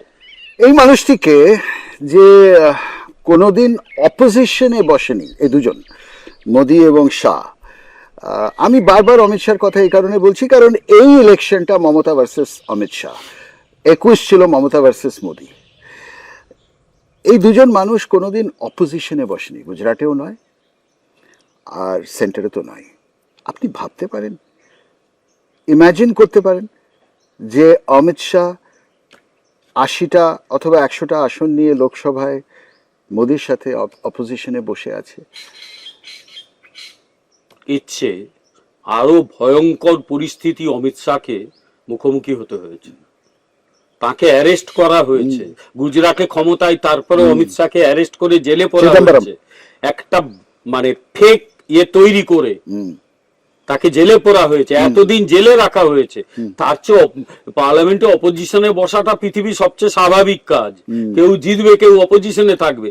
কিন্তু কংগ্রেস আমলে কি করা হয়েছিল, তাকে জেলে পাঠানো হয়েছিল, চেষ্টা হয়েছিল মোদিকেও জেলে পাঠানোর, পারেনি ওরা। ফলে অমিত শাহজিকে এর চেয়েও অনেক খারাপ পরিস্থিতির মুখোমুখি হতে হয়েছে, সেটা কোনো ব্যাপার না। সুতরাং রাজনীতিতে কেউ সরকারে থাকবে, কেউ বিরোধিতায় থাকবে। কিন্তু আপনি এটা বিশ্বাস করেন যে মমতা যদি হেরে যায় তাহলে 120টা লোক, মানে 120টা এমএলএ নিয়ে তিনি রোজ পশ্চিমবঙ্গের বিধানসভায় যাবেন? না, যাবেন না, আজকেই বলে দিচ্ছি। প্রথম কথা, আপনি একটা কথা বলতে ভুলে গেছে, আপনি বলেছিলেন আগে ছিল মমতা ভার্সাস মোদি, এখন মমতা ভার্সাস অমিত শাহ ইত্যাদি ইত্যাদি। সেই ব্যাপারটা ভুলে যান, এটা মমতা ভার্সাস পশ্চিমবঙ্গের জনতা, এই লড়াইটা হচ্ছে। আপনি এটা কেন বলছেন যে মমতা 110 120 এমএলএ নিয়ে অপোজিশনের লিডার হয়ে? এইবার বলছি, দেখুন মমতা ব্যানার্জি, আমার যা পলিটিক্যাল অ্যানালিস্ট হিসেবে মনে হয়েছে যে তাঁর সেই লড়াকু ইমেজ তিনি চিরদিনের জন্য ছেড়ে এসছেন যখন ক্ষমতায় ঢুকেছেন। দেখুন, ক্ষমতা পাওয়াটা খুব সহজ, কিন্তু ক্ষমতা ব্যবহার করে নিজেকে তার ওই গায়ে না মেখে বাইরে থাকাটা অনেক কঠিন কাজ। মোদি হ্যাজ ডান ইট। তিনি এত ক্ষমতা ভোগ করেও নিজেকে ক্ষমতার বাইরে রাখতে পেরেছেন। তো কি করবেন মমতা যদি হেরে যান? তাহলে উনি কি করবেন? কারণ আমাদের ইমাজিনেশনে মমতা রাস্তা বন্ধ করবেন, মমতা আবার সেই উদ্যমী ভাবে অপোজিশন লিডারের রোলে আসবেন, যেভাবে উনি সিপিএম এর বিরুদ্ধে পারবেন না। প্রথম কথা, আমার যদি অ্যাসেসমেন্ট ঠিক হয়ে থাকে, মমতা এবার বিধানসভায় নির্বাচিতই হতে পারবেন না। আমি বলে দিচ্ছি আজকে, নির্বাচিত না তাহলে বিধানসভায় যাওয়ার দায় থাকবে। ঠিক আছে, কিন্তু স্ট্রিট ফাইটার তো থাকবে। স্ট্রিট ফাইটার একা লড়তে হবে, সঙ্গে লোকও থাকবে না। আমি আজকে বলে কেন সেটা? তার কারণ 2011-র আগের মমতা 2011-র পরের মমতার মধ্যে আকাশ পাতাল পার্থক্য। কি ফারাক? এক, মমতা বন্দ্যোপাধ্যায় একজন ব্যর্থ প্রশাসক হিসেবে নিজেকে প্রমাণ করে দিয়েছেন যে উনি প্রশাসনটা চালাতেই জানেন না, উনি জমিদার স্টাইলে প্রশাসন চালান। আচ্ছা, স্টেজে উঠে এই পুলিশ অফিসার শোনো তো, এই যে অমুক তুমি এদিকে এসো, তুমি চলে যাও, যাও ওদিকে। আর সাধারণ মানুষ এটাই পছন্দ না, সাধারণ মানুষ মোটেই এটা পছন্দ করে না। তারা মনে করে মাটির মানুষ। আমাদের এরকম, আমরা স্টেজে উঠলে এরকম। যদি মাটির মানুষ, বিজেপির সবকিছুই এত পারফেক্ট, মমতা এমন ভাবে ব্যবহার করেন। সিপিএম এরও সবকিছু পারফেক্ট ছিল। সিপিএম কিন্তু একসময় গিয়েছিল, জ্যোতিবাবু কখনো শুনেছেন সবার সামনে কোনো আমলাকে তুমি করে নাম ধরে ডেকেছেন? কোনোদিন ডাকেননি। 1 নম্বর পয়েন্ট এটা। দ্বিতীয় কথা, মমতা এখন ক্ষমতার বাইরে আর কিছু থাকতেই পারেন না, পাগল হয়ে যাবে। কি হবে? ক্ষমতার বাইরে থাকলে উনি চেষ্টা করবেন হয়তো আবার সেই পুরনো ইমেজ ফিরে পাওয়া, হয়তো কিছু লোকও তার সঙ্গে যেতে পারে। কিন্তু বিজেপি যখন ক্ষমতায় আসে, প্রশাসনটাকে এত শক্ত হয়ে করে চালায় যে ওনার পক্ষে ওই ফাঁক ফোকর খুঁজে বার করা মুশকিল। উনি পারবেন না, ব্যর্থ হবেন। আপনার চা এসে গেছে, আপনি চা চেয়েছেন। কেমন লাগছে? হ্যাঁ, বেশ সুন্দর। আসবো নিজে পরে, দারুণ জায়গা তো। আর একটু বড় হলে ভালো হতো, একটু ছোট, কিন্তু ঠিক আছে, বেশ সুন্দর, ছবির মতো একদম। আসবো এখানে, বাড়ির লোকদেরও নিয়ে আসতে হবে। কার্ড দিয়ে দিও আমাকে। তুমি কোথা থেকে? আমি নদিয়া জেলা স্যার। নদিয়াতে এবার হাওয়া কোন দিকে? সবকটায়? ওনাকে দেখে বলছো? না না, আমি তোমাকে একটা কথা বলি, কালকে কিন্তু এখানে তৃণমূলের নেতাও আসছে, তাকে দেখে আবার অন্য কথা বলো না। ওই কিছু ম্যাটার করবে না। একটা কথা বলি, পলাশীপাড়ায় কি হবে? অবস্থা খুব ভালো স্যার। বিজেপি জিতবে? চান্স 100%। আমার তো অ্যাসেসমেন্ট বিজেপি খুব ভালো করবে। আমি দুটো বিধানসভা আসন নিয়ে জানতে চাইবো, কারণ আমি শুধু বিজেপি তো করি না, আমি পলিটিক্যাল অ্যানালিসিসও করি। পলাশীপাড়া, কালীগঞ্জ, এই দুটো কেমন হতে পারে? ওখানে খুব ভালো আছে কি বিজেপি আসার চান্সটা ওখানে অনেক খুব বেশি।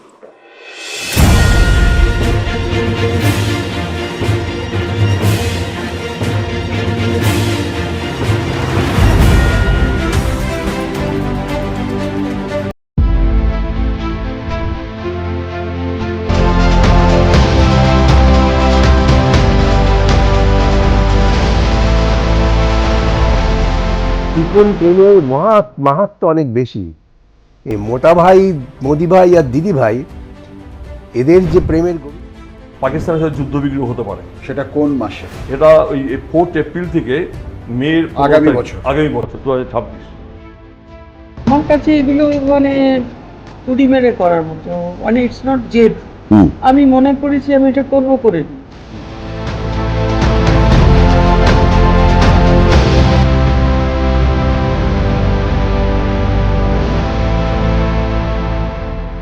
দেবেন সব ওটা এসআইপিতে দিয়ে দেবেন, আপনি যদি টাকা করতে চান এসআইপিতে দিয়ে দেবেন, ফিক্সড ডিপোজিটে দেবেন। ছবি করতে গেলে সবার আগে আর্টের প্রতি যে দায়বদ্ধতা সেটা থাকা দরকার।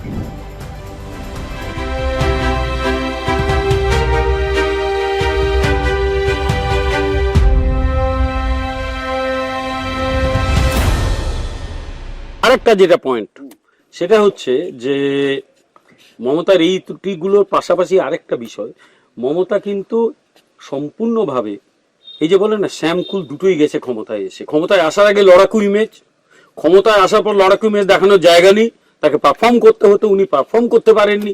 ফলে ওই যে বলে না একুল উকুল দুকুল গেছে, সত্যি একুল উকুল দুকুল গেছে। আর মমতার পক্ষে ব্যাক করা সম্ভব নয়, ওটা উনি জানেন বলেই ক্ষমতা ছাড়তে চান না। আর জেনে রাখুন, হেরে যাওয়ার পরে তৃণমূল কংগ্রেস 3 মাসও টিকবে না, 3 মাসও টিকবে, দলটা একদম ছত্রখান হয়ে যাবে। কিছু ছত্রখান আপনারা করে দেবেন, আমরা করবো না, ও নিজেই ছত্রখান হয়ে যাবে। কারণ ওরা মানুষের সঙ্গে যা করেছে না, মানুষ যখন ধরবে ওদের। এই যে এত ইডিআই সিবিআই রেড করছেন ইলেকশনের ঠিক আগে, এগুলো তো 1 বছর আগেও হতে পারতো। দেবাদার বাড়িতে রেড, সুজিত বোস, এগুলো ফাইল বানানোর জন্য করা হচ্ছে যাতে ইলেকশন রেজাল্ট বেরোনোর পরে অ্যাকশন নেওয়া সহজ হয়। না, ইলেকশনের সময় ইডি রেড করতে পারবে না, কোথাও কোনো সেটা নয়, বাধা আছে কিনা আমার জানা নেই। সেটা নয়, কিন্তু ঠিক ইলেকশনের আগেই হতেই পারে। তার আগে পার্থ চ্যাটার্জিকে যখন গ্রেপ্তার করা হয়েছিল, জ্যোতিপ্রিয় মল্লিককে, তখন কোন ইলেকশনটা ছিল? সুতরাং তা তো নয়, ইডি সিবিআই তার যখন প্রমাণ পায়, সে যখন বোঝে ইয়ে করার করতেই পারে। সেখানে আমাদের কিচ্ছু বলার নেই, কিচ্ছু বলার নেই। আইপ্যাককে বন্ধ করে দিলেন কেন? আমরা বন্ধ করেছি নাকি? আমরা কেন বন্ধ করতে যাব? আর সবচেয়ে বড় কথা, পশ্চিমবঙ্গটাকে লিজ দিয়ে দিয়েছে এই সরকার, এই দলটা গোটা পশ্চিমবঙ্গ তার প্রশাসনটাকে লিজ দিয়ে দিয়েছে একটা প্রাইভেট কোম্পানির হাতে। আমরা আমেরিকান ডিপ স্টেটের কথা বলি তো, ডোনাল্ড ট্রাম্প, অমুক তুসুক, ডিপ স্টেট বাইরে যাওয়া দরকার নেই, পশ্চিমবঙ্গে ডিপ স্টেট আছে, গিয়ে খোঁজ নিন। কি হচ্ছিল আইপ্যাকের সাথে? ওনাদের কি হয়েছিল সে ওনাদের ব্যাপার, ওনাদের তো আমরা করিনি। আমাদের বক্তব্য এই যে ডিপ স্টেট বললেন, এটা আমি মানি, ঠিক বলছি না, ঠিক, কিন্তু কি করেছিল আইপ্যাক? ডিপ স্টেট হয়ে গেছিল যে সরকারের পেছনে লুকোনো আর একটা সরকার,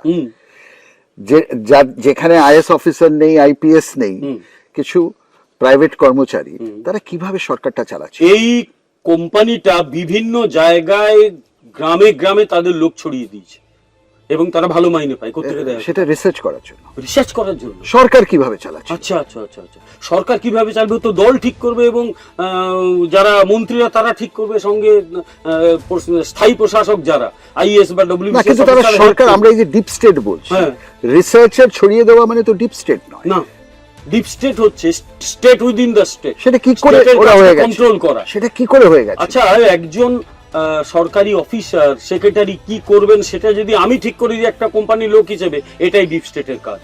আপনি কি সই করবেন, আমি দাদা সই করে দিন, আপনি সই করলেন, চলে গেল, এটা ডিপ স্টেটের কাজ। আমার দল কাকে প্রার্থী করবে সেটা ঠিক করে দেবো, এটা ডিপ স্টেটের কাজ। আর বিভিন্ন জায়গায় দালালি করা, এগুলো ডিপ স্টেটের কাজ। পশ্চিমবঙ্গে সেটাই ঘটেছে। এটা সত্যতা আছে, আপনি খোঁজ নেন, আগামী দিনে বেরোবে, সব বেরোবে। তা নইলে ইলেকশনের আগে হুট করে বন্ধ করে দিয়ে পালায় কেন? শোনা যাচ্ছে নাম ফাম বাড়িয়ে অন্য জায়গায় গোপনে কাজকর্ম করছে। আপনি ভাবতে পারছেন না পশ্চিমবঙ্গে কি ঘটে গেছে গত 15 বছর, তার আগেও ঘটিয়েছে। কিন্তু সিপিএম এর বললাম না, একটু চক্ষু লজ্জা আছে, মাথায় বুদ্ধি রয়েছে, এরা যে কি ঘটিয়েছে আপনি ভাবতে পারবেন না। আর এটা আইপ্যাককে কেন করতে দিল টিএমসি? মানে এরকম একটা এত শক্তিশালী সংগঠন কেন বানাতে দিল? তার কারণ হচ্ছে, কি উদ্দেশ্য ছিল? মমতা ব্যানার্জি নিজের দলের লোকেদের খুব বিশ্বাস করেন বলে আমার মনে হয় না। যে কোনো একটা অথরিটারিয়ান পার্টি, তৃণমূল কংগ্রেস একটা অথরিটারিয়ান পার্টি, অথরিটারিয়ান মানে স্বৈরাচারী একনায়কতান্ত্রিক একটা দল।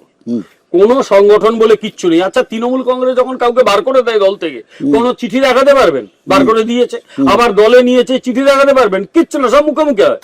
গোটা দলটা মুখে মুখে চলে। এমন একটা দল, তার প্রেসিডেন্ট আর চেয়ারম্যান একসঙ্গে থাকে, একটা জেলার একজন প্রেসিডেন্ট আর একটা চেয়ারম্যান, পিকুলিয়ার দল ওটা একটা। ফিরে আসি চটপট। আমরা এটা ডিসকাস করছিলাম যে বিরোধী মমতা কিরকম হতে পারে। আমি বলেছিলাম যে বিরোধী মমতা খুব সংগ্রামী হবে, আপনি বললেন হবে না। না, আমি বলেছিলাম যে পাবেন না। বিমলদা কথা হচ্ছিল হারলে মমতা কিভাবে বদলাবেন।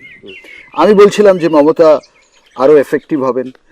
আমি বলছিলাম মমতা আবার সেই পুরনো ছন্দ খুঁজে পাবেন, রেভলিউশনারি বিরোধী নেতা যা দেখে আমরা বড় হয়েছি।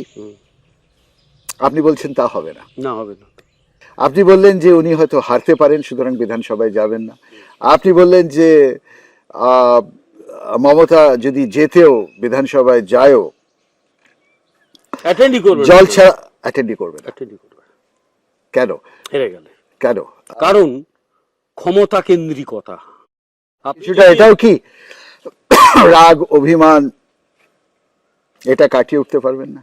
না, মমতা কিভাবে ক্ষমতাকে তাকে গ্রাস করে ফেলেছে উদাহরণ দিই। এই মমতা মাইলের পর মাইল হাঁটতে পারেন। মুখ্যমন্ত্রী মমতা এখন 50 কিলোমিটার গেলে হেলিকপ্টারে যান কি যান না? পার্থক্য বুঝতে পারছেন?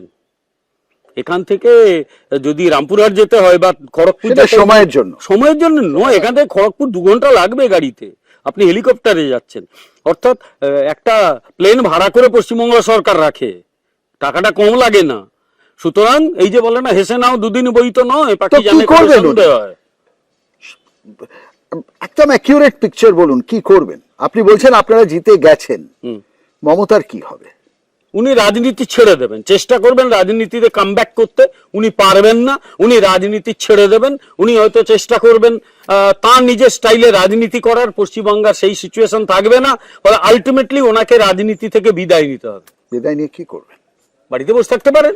121টা না 22টা বই লিখেছেন, 123টা বই লিখবেন নাকি 222টা? মুখের কথা। মমতার সূর্যাস্ত এভাবে যাবে না। দেখা যাক, সেটা ভবিষ্যৎ বলবে। আমি মনে করি না পশ্চিমবাংলার রাজনীতিতে হেরে যাবার পরে মমতা ব্যানার্জির কোনো ভূমিকা থাকবে। আপনারা জেলে পাঠাবেন? সেগুলো তো কাউকে জেলে পাঠানোর আলটিমেট অবজেক্টিভ তো আমাদের নয়। কেউ যদি অন্যায় করে থাকে, আমরা কি কাউকে জেলে পাঠানোর জন্য রাজনীতি করছি? কিন্তু আমি একটা কথা মনে করি, অন্যায় করলে তাকে তার ফলভোগ করতেই হবে। আপনি যদি অন্যায় করেন, আপনাকে ছেড়ে দেওয়া হবে কেন?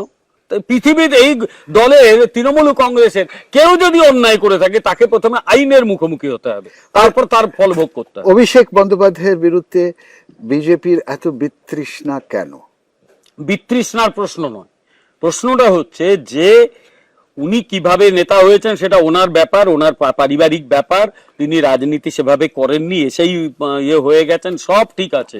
কিন্তু কোথাও একটা রাজনীতিতে না, এই যে অথরিটারিয়ান রুল, আমি সব, আমার কথা মানতে হবে, এইটা না অনেক মানুষ নিতে পারে না, আমিও নিতে পারি না। আরে মাটিটাকে উনি চেনেন না। পশ্চিমবাংলা মাটিতে হাঁটার ক্ষমতা হয়েছে? কোথাও একটা সভা মানে পদযাত্রা করেন, যে টেন্টগুলো বানানো হয় 5 স্টার টেন্ট, ওগুলো লক্ষ লক্ষ মানুষ ওনার গাড়ির চারিপাশে সেই ভিডিওস গুলো আপনি দেখেছেন। গাড়ির ছাদে উঠে উনি, I beg two differ, Abhishek Banerjee অসাধারণ কথা বলেন। আই বেগ টু ডিফার, নিয়ে আসা লোকগুলোকে নিয়ে আসা। উনি ইংরেজি, হিন্দি, বাংলা খুব ভালো বলেন। শুন বিমলদা, আজকে সকালেও আমি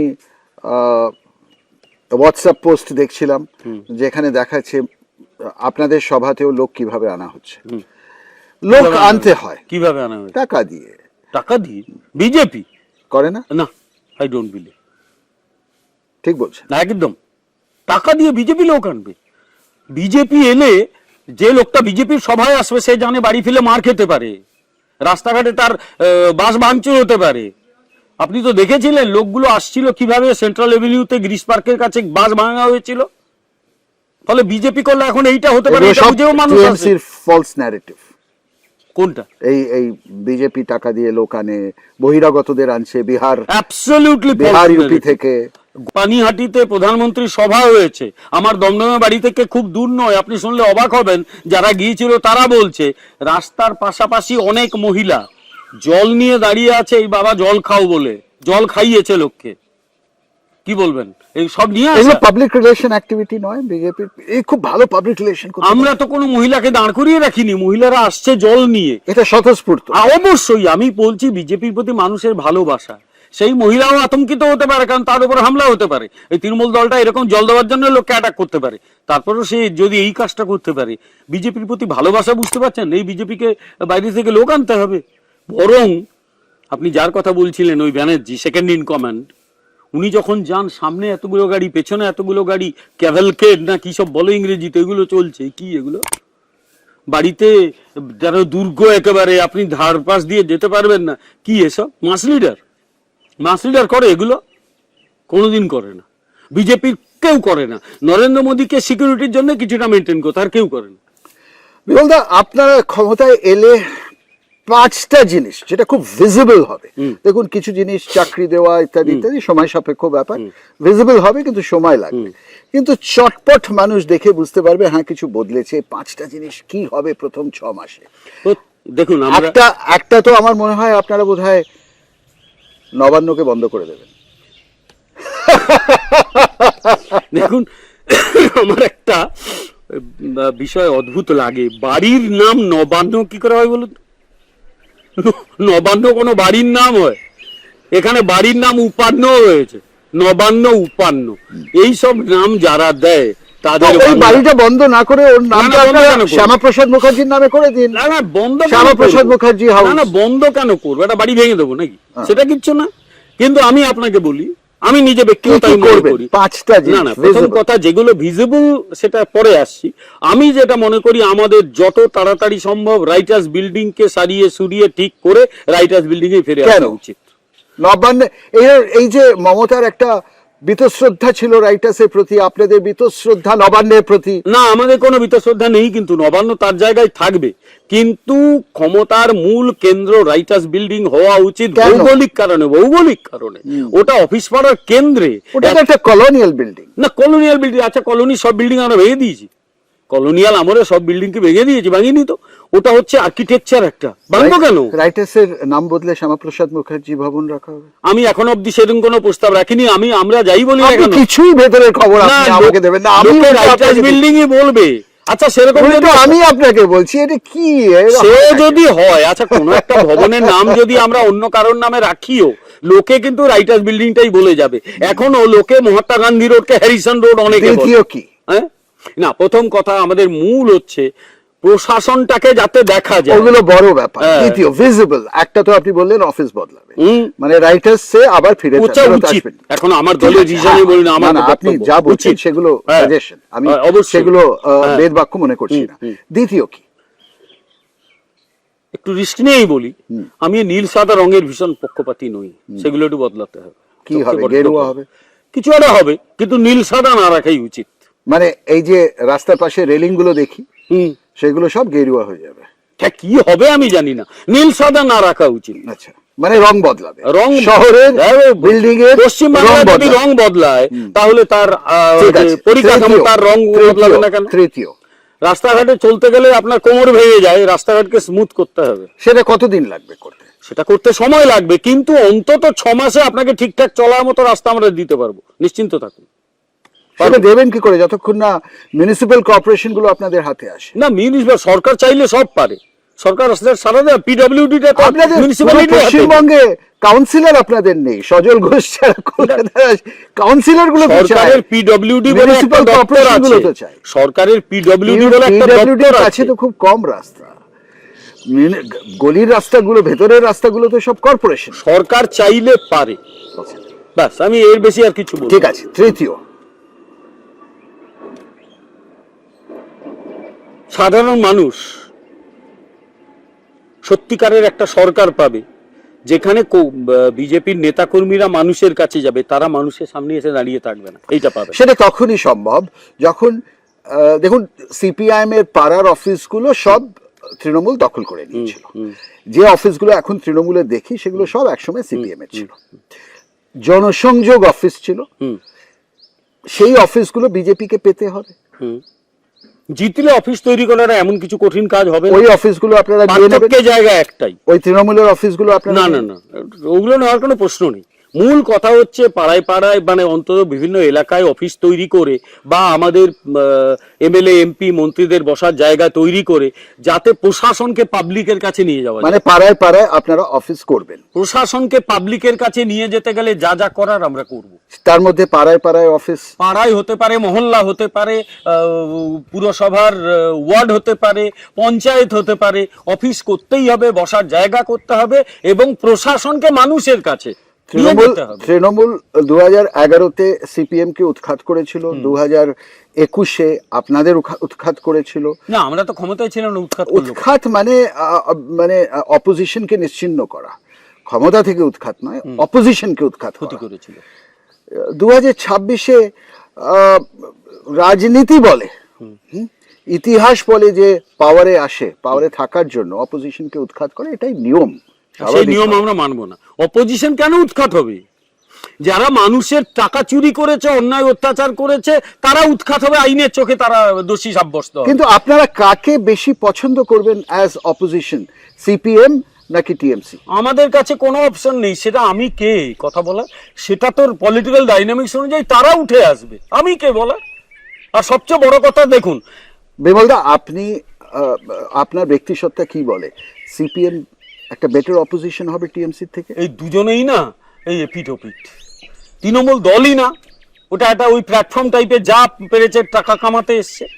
আর সিপিএম যে ইডিওলজিটা চেঞ্জ ফেঞ্জ করে মেনটেন করে, দ্যাট ইজ ডেঞ্জারাস। ফলে এই দুটোই না ওই এটা অদ্ভুত চয়েস হবে আমাদের সামনে। বিরোধী ছাড়া আপনারা চান পশ্চিমবঙ্গ? না, বিরোধীরাও না, একদম না। বিরোধীরা উঠে আসুক, মানুষ যাকে চাইবে সে অপোজিশন হবে। আমি ঠিক করার কেউ নই।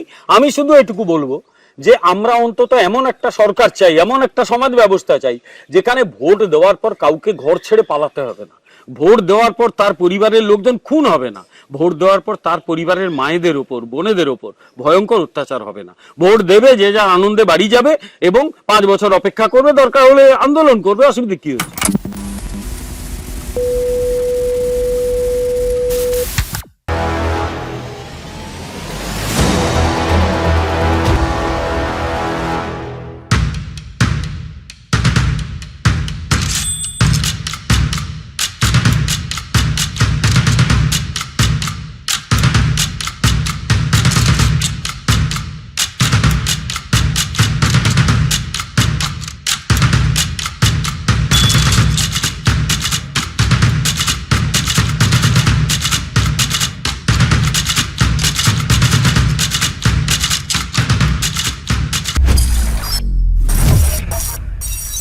বিমলদা, টিএমসির শীর্ষ নেতৃত্ব ভয় পাচ্ছে যে যদি বিজেপি ক্ষমতায় আসে তাহলে বিজেপি টিএমসিকে সম্পূর্ণভাবে শেষ করে দেওয়ার চেষ্টা করবে। শেষ করে দেওয়া মানে কি? ইলেকশনে হারিয়ে শেষ করা একটা, ইনভেস্টিগেশন দিয়ে শেষ করা আর একটা, আর বাই ফোর্স শেষ করে দেওয়া আর একটা। এবার উত্তর দিই, বিজেপি কাউকে শেষ করার ঠিকা নিয়ে আসেনি, শেষ করার আমাদের কাজও না। তৃণমূল যা যা করেছে ও নিজেকে শেষ করার পক্ষে ওরা নিজেরাই যথেষ্ট। আপনি বলুন, আম আদমি পার্টি থেকে 7 জন কি স্বেচ্ছায় এসছে? 7 জন এমপি? না, কেন এসছে ওরা? আচ্ছা, আপনাকে একটা কথা বলি, 2021-এর নির্বাচনে হেরে যাওয়ার পরে বিজেপি আমার কাছে একজন সাংবাদিক আমাকে অফার দিয়েছিল, চলুন আপনাকে তৃণমূলের বিশেষ একটা জায়গায় নিয়ে যাব, আপনি তৃণমূলে জয়েন করবেন। আমি তো যাইনি, কই আমার তার জন্য মরে যাইনি আমি, কারণ আমি জানি আমি নিজে ঠিক আছি। তো হ্যাঁ, কিন্তু আপনার যদি আপনার উপরে যদি ইডির খাড়া ঝোলে, ইডি খাড়া ঝুড়বে কেন? আমি যদি অন্যায় কিছু না করি। আপনার উপর ইডি খাড়া ঝুলেছে কখনো? ঝুলেছে কি? না ঝোলেনি, কারণ আপনি কোনো অন্যায় করেননি। আমার ওপর আমি যদি 2 কোটি টাকা, 10 কোটি, 100 কোটি কামাই অন্যভাবে, তাহলে আমি ইডিকে ভয় পাবো? হ্যাঁ, দেখুন, আম আদমি পার্টির যে 7 জন রাজ্যসভা এমপি জয়েন করেছে বিজেপি, তার মধ্যে একজন, তার বাড়িতে 10 দিন আগে ইডি রেড হয়েছে। আচ্ছা আচ্ছা। আর 10 দিন পরে তিনি রাঘব চাড্ডার সাথে বিজেপি জয়েন করলেন। করেছে ভয়? সেটা উনি বলতে পারবেন। আমার বক্তব্য, যদি রেড হয়েও থাকে, এটা তো আগামী দিনে আদালতের বিচার্য বিষয়। আর যে কোনো ব্যক্তি চাইলে আপনিও কোর্টে যেতে পারেন যে এই লোকটার বিরুদ্ধে তদন্ত হচ্ছে না কেন, যেতে তো পারে। এখানেও হাইকোর্টে এরকম মামলা অনেক হয়েছে, যে কেউ যাক না, যে ওই লোকটি অন্যায় করেছে তার বিরুদ্ধে তদন্ত হচ্ছে না কেন। ভারতীয় বিচার বিভাগ কিন্তু বিশ্বের অন্যতম শক্তিশালী বিচার বিভাগ। সুতরাং আমি যেটা আপনি অরিজিনাল প্রশ্নটা করেছিলেন, তৃণমূলকে শেষ করার কোনো মানে ঠিকানি আমরা আসিনি। আমি শুধু বলছি তৃণমূল শেষ হবে কেন, তৃণমূলের ইনার কন্ট্রাডিকশন এরকম, তৃণমূল তার জন্য শেষ হয়ে যাবে, তার নাম নিশান থাকবে না। আর সবচেয়ে বড় কথা, ওরা মানুষের সঙ্গে যা করেছে না, হেরে গেলে মানুষের সামনে দাঁড়াতে পারবে না, মানুষই ওদের বলবে একদম ঘরে ঢোক, ওরা বেরোতে পারবে না ঘর থেকে, আজকেই বলে দিয়ে যাচ্ছি। আর যেটা হলো আম আদমি পার্টির সাথে, সেটা কি পশ্চিমবঙ্গেও হতে পারে যে তৃণমূল থেকে একটা বড় সংখ্যক এমএলএ ছেড়ে বিজেপিতে, যদি ধরুন বিজেপি 160 আসন পায়, বিজেপিকে আরো শক্তিশালী করার জন্য 30 জন 40 জন যদি একসাথে, একটা নিয়ম আছে 2/3 অফ দ্য উইনিং এমএলএস, সেটা আসলে বিজেপি তাদেরকে নিতে পারে? না, আমার কথা এক সময়ে 2021-এর সময় আমরা অনেককেই দলে নিয়েছিলাম, কিন্তু 2026-এ দেখবেন নিঃশর্তভাবে যদি আসতে চায়, আমরা এখন ওইভাবে করি না, এবং বলেই দেওয়া হয়েছে এলেই আপনি বিরাট কিছু করে হয়ে যাবেন পাবেন না, সেটা জেনেও যদি 30 জন আসতে, পরে কেউ যদি আসে, তাদের যদি বিরুদ্ধে বিরাট কোনো খারাপ অভিযোগ না থাকে, এক্সটর্শন, টর্চার, ওই লোকগুলোকে নিলে দলের নাম খারাপ হয়। তার বাইরে কেউ যদি ভবিষ্যতে আসেন, বিজেপি নিশ্চয়ই চিন্তা করবে ওটা। দল বদল তো খুব স্বাভাবিক ঘটনা। কেউ যদি তৃণমূল না করে বিজেপি করতে চায়, সে তো করতেই পারে। মানে তৃণমূল ভাঙতে পারে নির্বাচনের পরে? তৃণমূল দলটাই থাকবে না, ভাঙাদার দলটা থাকলে তো ভাঙাভাঙি। কথাটার মানে কি দলটা থাকবে না? দলটা উঠে যাবে, তো কেউ তৃণমূল করবে না, তৃণমূল করবে না। কারণ আমি আর তৃণমূল তো এমন নয় যে 50-60টা এমএলএ নিয়ে দলটা উঠে যাবে। তৃণমূল হারলেও একটা বড় সংখ্যক এমএলএ জিতে আসবে, সেই এমএলএ গুলো তো রাতারাতি কর্পূরের মতো ভ্যানিশ হয়ে যাবে। কেন হয়ে যাবে? দলটা, আমি বলছি, একটা দলকে ধরে রাখতে গেলে ইডিওলজি লাগে, মতাদর্শ লাগে। আচ্ছা, বিজেপি একসময় 2টো হয়ে গেছিল লোকসভায়, তারপরে তো বিজেপি আজকে একসময় 302 হয়েছিল গতবার, সেটা আলাদা কথা। কিন্তু 120টা 130টা এমএলএ যদি জিতে আসে একটা পার্টি, একটা দল, তারা তো কর্পূরের মতো উড়ে যাবে। দলটা কর্পূরের মতো উড়ে গেলে এইভাবে তো লোকগুলো হচ্ছে মানে এমলেস শিপ হয়ে যাবে, লক্ষ্যহীন জাহাজ। তারা তখন তৃণমূলে থাকবে, সব পালাবে, কেউ থাকবে না। পালিয়ে কোথায় যাবে বিজেপি? কোথায় যাবে আমি জানি না। তারা তো নির্বাচিত এমএলএ, তারা কেউ যদি খুব ভালো ইমেজের হয়, ভালো হয়, তারা বিজেপিতে এলে তখন নিশ্চয়ই বিজেপি সেসব নিয়ে ভাবনা চিন্তা করবে। সে তো অনেক ভবিষ্যতের প্রশ্ন, সে যদির কথা নদীর মতো। কিন্তু তৃণমূল দল যে থাকবে না এবং তার সঙ্গে এই লোকগুলো যে থাকবে না, সেটা এক্ষুনি বলা যায়। সেটা বলার জন্য খুব একটা রকেট সায়েন্স পড়ার দরকার নেই, এমনি বলা যায়। এই যে আপনি বলছেন তৃণমূল থাকবে না, শুভেন্দু বলেছিলেন 1 কোটি নাম বাদ যাবে, গেছে 92 লাখ। অমিত শাহ বলছেন যে আমরা 170 পাবো, একটা প্রেডিকশন দিয়েছেন, 110 পেয়ে গেছি, 180 পাবো। এই সব কিছুর মধ্যে টিএমসি বলছে যে দেখো দেখো দেখো, ওরা এই যে কথাগুলো বলছে এগুলো সব মিলে যাচ্ছে। এটা নয় ওরা জ্যোতিষী, কিন্তু ওরা ইলেকশনকে ম্যানিপুলেট করছে। ওরা এসআইআর কে, টিএমসি বলছে ওরা এসআইআর কে ম্যানিপুলেট করছে বলে ওরা জানে 1 কোটি নাম কাটা যাবে এবং গেছে 92 লাখ। ওরা বলছে 180টা সিট পাবে কারণ ওরা ইভিএম এ চুরি করছে। ওরা বলছে তৃণমূল দলটা উঠে যাবে কারণ ওরা জানে কিভাবে আমাদের ভেঙে দিতে হবে। এই প্রথম আমি তৃণমূলের ভয়ে একটা কথা বলবো, তৃণমূলের লোকেদের মুখে ফুল চন্দন পড়ুক, আমরা যেন 180টা আসন পাই, আমরা পাবোই। এবার ব্যাপারে আমি তৃণমূলকে ফুল চন্দন দেব, তার বাকিগুলো আর কোনোটাই আমি একমত নই। কিন্তু ফুল চন্দন পড়ুক, আমরা যাতে 180টা পাই, এবং আমি নিশ্চিত আমরা কমফোর্টেবল মেজরিটি নিয়ে সরকারে আসবো।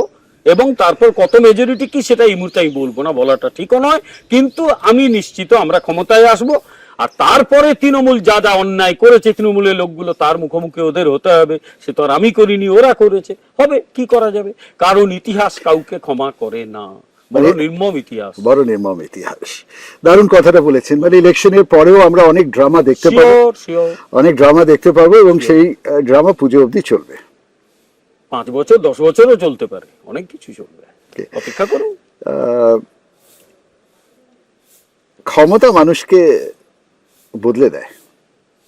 যখন মানুষ ক্ষমতায় থাকে না, তখন মানুষ খুব সহজাত হয়। এই যে আপনি আমার সাথে বসে এত আড্ডা মারছেন, গল্প করছেন, এই মানুষটাই আপনি হুম। যখন পার্টি ক্ষমতায় আসবেন, আপনি একটা বড় পজিশন পাবেন, আপনিও তো বদলে যাবেন। আমি আপনার কথা বলি, বদলানো দু রকম হতে পারে। এক, কিছু কিছু বদল বাধ্যতামূলক। ধরুন আপনি এখন ফোন করলে আমি ধরতে পারছি, আমি যদি কোনো গুরুত্বপূর্ণ দায়িত্বে থাকি সেই ফোনটা আমি সরাসরি ধরতে পারবো না, কারণ আমি জানি ফোন করার পরে 90% লোক কতটা নিজের কথা বলে 10 মিনিট 15 মিনিট ধরে, এখন আমি শুনতে পাই। আচ্ছা ধরুন আমি একটা গুরুত্বপূর্ণ পয়সা, আমি পারবো ওটা, তাহলে আমাকে অন্য কাউকে দিয়ে ধরাতে হবে, ফোনটা দরকার হলে দাও, তখন সেই লোকটা ভাবে আমি বদলে গেলাম, কিন্তু ওটা করা ছাড়া উপায়টা কি? এটা এক। দুই, আবার ক্ষমতা গায়ে মেখে আমি আপনাকে অবহেলা করতে শুরু করলাম, দেখা হলো আপনি বললেন বিমল দা কেমন আছেন, জানতে এখন দিস ইজ ভেরি ব্যাড। আমি আপনাকে বলতে পারি এটাই স্বাভাবিক বিমল দা, এটাই স্বাভাবিক। না, এইটাই খুব খারাপ। আমি আপনাকে গুরুত্ব দিলাম না, অবহেলা করলাম, ভাগিয়ে দিয়ে চলে গেলাম, এটাই বাজে। এটা আমি কখনো করবো না। ক্ষমতা আসবো কিনা আমি তো বলতো, আমি নিজে কথা আজকে আজকে আজকে বিজেপির সমস্ত নেতা সাংবাদিকদের, মানুষদের এত প্রিয়, এত খুলে মিলে মেশে সেই নেতারা আর 10 দিনে বদলে যাবে না। আচ্ছা দিল্লিতে, মধ্যপ্রদেশে আপনি তো অনেক জায়গা ঘোরেন, সেখানে কি আমাদের নেতারা সব বদলে গেছে? দেখুন সবাই মানুষ, দু একজন বদলাতে পারে, সবাই কি বদলেছে তা তো নয়। সবাই এখনো মানুষের কাছে আছে, সাংবাদিকদের সঙ্গে খুব ভালো কথা বলে। সুতরাং অন্তত ভারতীয় জনতা পার্টির প্রতি আমার এই আস্থাটুকু রয়েছে, আমরা এত সহজে বদলাবো না, অন্তত মানুষকে মানুষের মর্যাদাই দেবো। হ্যাঁ, ক্ষমতার প্রয়োজনে, ব্যস্ততার প্রয়োজনে হয়তো নিজেদের ইয়েটা কিছুটা ছোট হবে, কিন্তু বদলাবো। বিমল দা, চা ঠান্ডা হয়ে যাচ্ছে নি? ঠিক আছে, নিচ্ছি।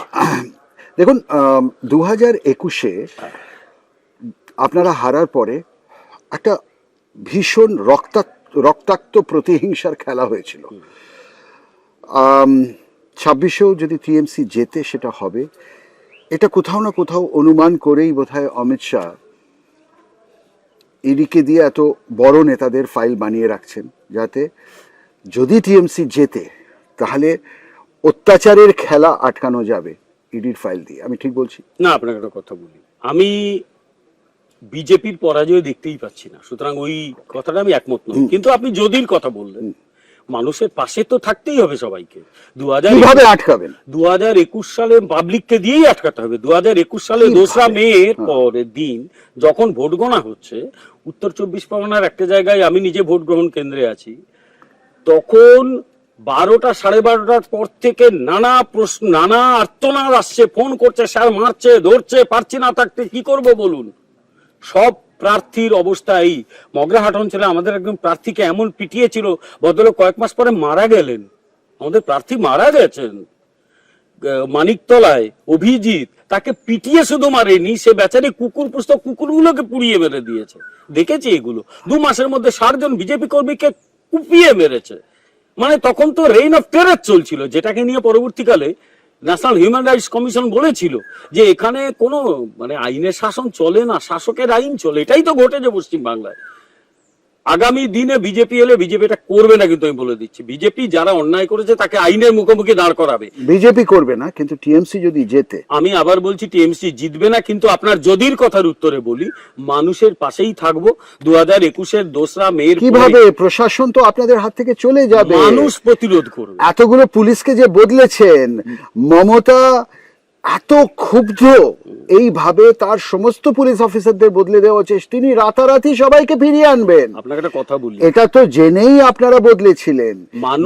যে কাজটা আপনারা করেছেন তার উল্টো রিয়াকশন মমতার থেকে হবে যদি মমতা জেতে। এটা অনেকটা ওই প্রতিশোধের রাজনীতির মতো। এই প্রতিশোধের রাজনীতি তৃণমূল যদি শুরু করে, কি হবে তার ফল তাতে কি হবে? প্রেসিডেন্ট রুল তো করতে পারবেন না, জেতা সরকারের উপরে তো প্রেসিডেন্ট রুল হবে না। প্রেসিডেন্টস রুল কখন হয় না হয় সংবিধানে স্পষ্ট করে বলা আছে। একটা সরকার সদ্য জিতে এসছে, তাদেরকে আপনি কোনোভাবেই 1 মাসের মধ্যে বরখাস্ত করতে পারবেন না। সংবিধানে 356 নম্বর ধারা বলা আছে, কোথাও যদি সংবিধান আইন কাজ না করে তাহলে প্রেসিডেন্টস রুল হতে পারে।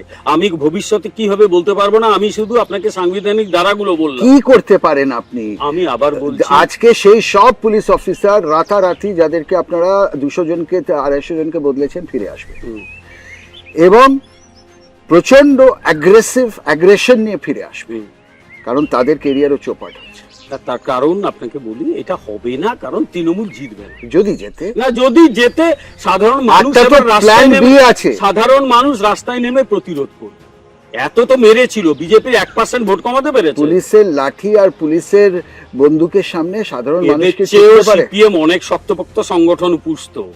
সেই সিপিএম 2011 সালে আমার মনে আছে বুদ্ধদেব ভট্টাচার্য যখন এটা রোড শো করছেন কলকাতায়, ওই রোড শো কোনো কালে দেখেনি। আর নির্বাচনে বুদ্ধদেব বাবু নিজে হেরে গেলেন। সুতরাং have faith on the people, জনগণের উপর ভরসা রাখুন, উত্তরটা জনগণ দিয়ে দেবে। আমি একটাই জিনিস আপনাকে রিকোয়েস্ট করছি, প্ল্যান বি কি? আপনার সংগঠনের লোকেদের, নেতাদের কোনো রক্তক্ষরণ থেকে টিএমসি দ্বারা প্রোটেক্ট করার। প্ল্যান বি দ্য পিপল, মানুষ, সেটাই প্ল্যান বি রঙ্গ।